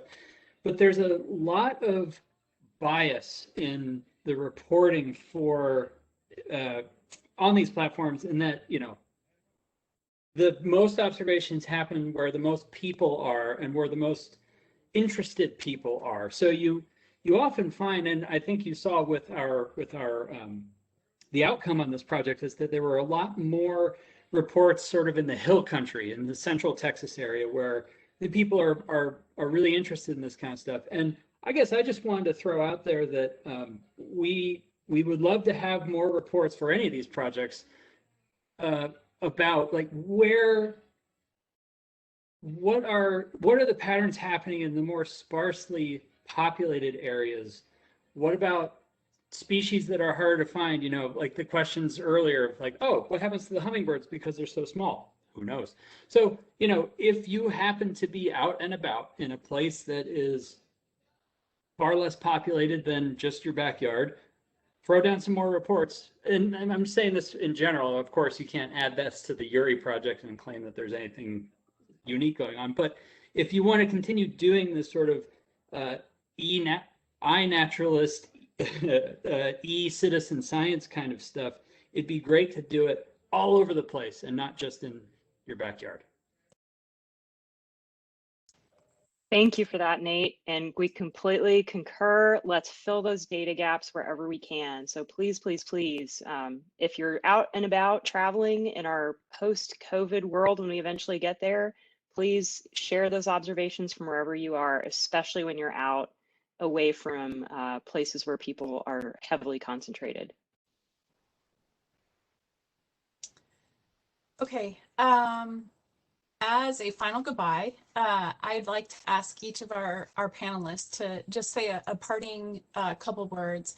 We have one question from April Conkey in the Q&A, and April asks, for the panel, how important is community science to your projects and your work that you do within the agency? Well, I'm happy to start, since that's what we do. I'll let Tanya add to what I say. Obviously, for us, it's very important because we're the ones out there trying to get people engaged in that. And absolutely right. We want just not backyards, but we want wherever you travel. When I travel, for example, on my way to Big Bend, I found a elk that had just been hit by what was a formerly very nice truck. And documented that just as a marker, as here's where an elk was found. Yes, it's dead, but it still gives a record. So all of that, everything that you can document, provides information. Our program focuses primarily on species of greatest conservation need. That's what we're looking for. But as we tell people when we train them, everything counts, because you never know when some species population is going to change for the better or for the worse. And if it's for the worse, having historical information provides us that baseline for knowing where they were at that time. And so one of the things I would also say, and then I'll be quiet, historical records, photographs that you may have taken 20 years ago, can be entered into iNaturalist if you want to take that time. Because again, it's providing baseline data for things that may be common right now, and that the status of those common organisms can change. And it also gives records, historical records of things that now aren't as common. So absolutely get out there and help us out. I think it's hugely important. And I'll stop now. So I'm going to keep it real quick, because I think you guys know where I stand on this. It is absolutely core to the work that I do as the other nature tracker biologist. And one of the things that really struck me about the project and some of the comments that people were making, both on their observations and in some of the chat, if you will, in the project, there was a lot of emotion behind it. And it was really interesting to see how the act of being able to take action in the face of something so large and kind of overwhelming was almost therapeutic in a sense too. So I think there are intangibles besides the obvious, which I hope we've driven home today, of how valuable these are as data, but the ability to have something to do, to take action on a daily basis, even if you're in a position where you're not able to change large swaths of habitat on your own. This is something that just about everybody can do. And we have tools to enable people to do it no matter where they are in their journey of learning. So encourage everybody to get involved however you can and with whatever interests you. I just want to make a statement about the bats, the bat side of things in community science. One of the biggest challenges in bat ecology is that we really don't know where they are, with a few notable exceptions. Like, of course, we know that there's these big bridges in all these places. We can find them on the radar. Of course, we know where the bats are. That works for one species of the 30 or so species of bat that we have in the state. So from the perspective of my program, I love hearing about where bats are. I want to know where bats are in the state because that can help us at least try to track down where these animals are hanging out. The most important thing for us is knowing where large roosts are. Those are the hardest things to find. I mean, if you're going into a cave and you see a big roost of bats, there's lots of private landowner concerns about where they are, but at least starting the conversation and making people aware that there is an absolute critical need for us to know where the animals are really can start moving things forward for the bat program. So while my position and while the program requires a lot of very specialized effort and a lot of training to get started working in bats, and it's hard to find cryptic species of bats in general because it's not like you can just go out in your backyard and see a bird. You might be able to like do a bat detector approach or something where you have to spend a little bit of money, but then you can figure out what's around. Whatever it takes, I just want to know where the animals are, and I want to know general trends of when the animals are in the state, when they're out, and what regions they are over time. So for me, my responsibility is for the entire state. Having eyes and ears out there across the state is absolutely critical. And so thanks for everybody who made reports about baddies. And I'm sorry you had to see, horrible events at some of these bridges. I'm going to go down the line as I see people. So Jonah, you're next up in what I see. Did you have a parting comment? Michelle, can you hear me? Yes, sir. Yeah, I think I pretty much, my presentation was sort of like my closing comment, but yes. Yeah, I would just reiterate that I think, I mean, it seems like this is since the beginning of iNaturalist, it seemed like a really, really cool and powerful tool. And I don't know why it didn't even occur to us at the beginning of the storm to start this, but in the future, this is going to be right at the top of our list because it's giving us a window into what is happening with wildlife in the state that we're just not able to do with our current research budgets and stuff. So it's it's a really incredible tool, and I think that I'm just thrilled that there's so many people that are interested, that want to do wildlife work and want to help share and contribute information to a tool like this. So again, I think that the RAWA piece of this is going to be critically important for managing wildlife sustainably in the future. So that's it. Thank you. Dacus. Trying to start my video there. Can you hear me, Michelle? Yes, sir. Okay, great. I think many of us, in looking through the panelists today, all of us are in public service, and we take great pride in serving the public and our natural resources. Having great partnerships with volunteer conservationists just continues to inspire all of us, particularly from my line of work and the coastal resources. we've got 1,425 miles of shoreline in our bays, estuaries, and lagoons. And, you know, we've got our division is 200 people. We frequently count on anglers, boaters, birders, just recreational users to be our eyes and ears of and have their feet on the ground to alert us and help us better protect and conserve our natural resources. So it's fundamental to the big picture of managing and conserving our resources. So yeah, that partnership is highly valued and one we couldn't do without. Thank you. Jim.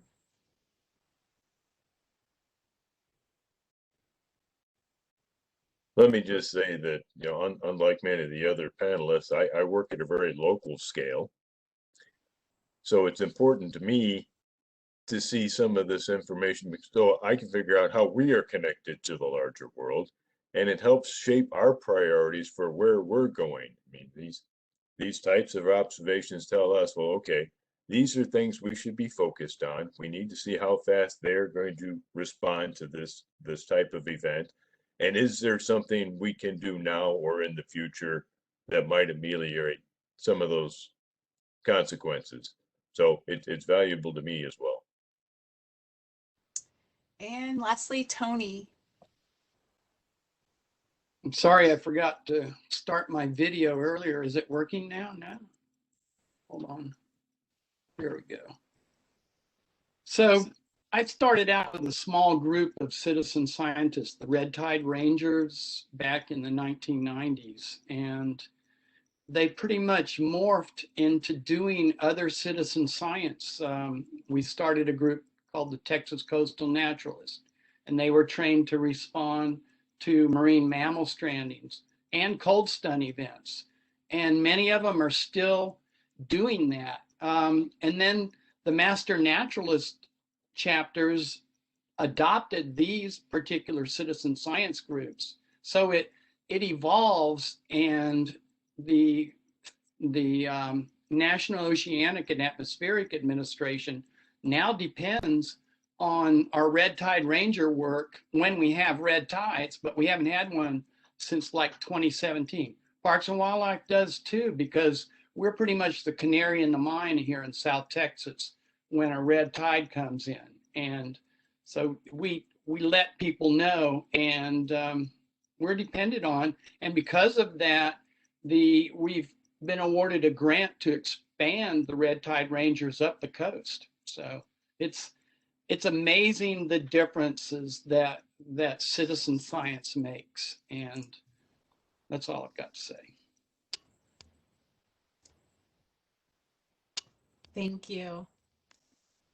So I guess if there's one last final take-home point, it's a thank you for being involved. Thank you for making your contributions to community science and continuing to do so, and especially with this project, the Winter Storm Uri project. So we have run over by about 20 minutes today. Thank you, everyone, the 500 plus of you that have still hung on with us. Our recording and supporting materials from the webinar will be available on our website tomorrow. And with that, I'm going to end the webinar. Thank you, everyone, and thank you to our panelists and presenters today. Great job. Great job to you too. Adios. Thanks, y'all. Thanks, Michelle. Thank you. And Mary Pearl. Yes. Thanks.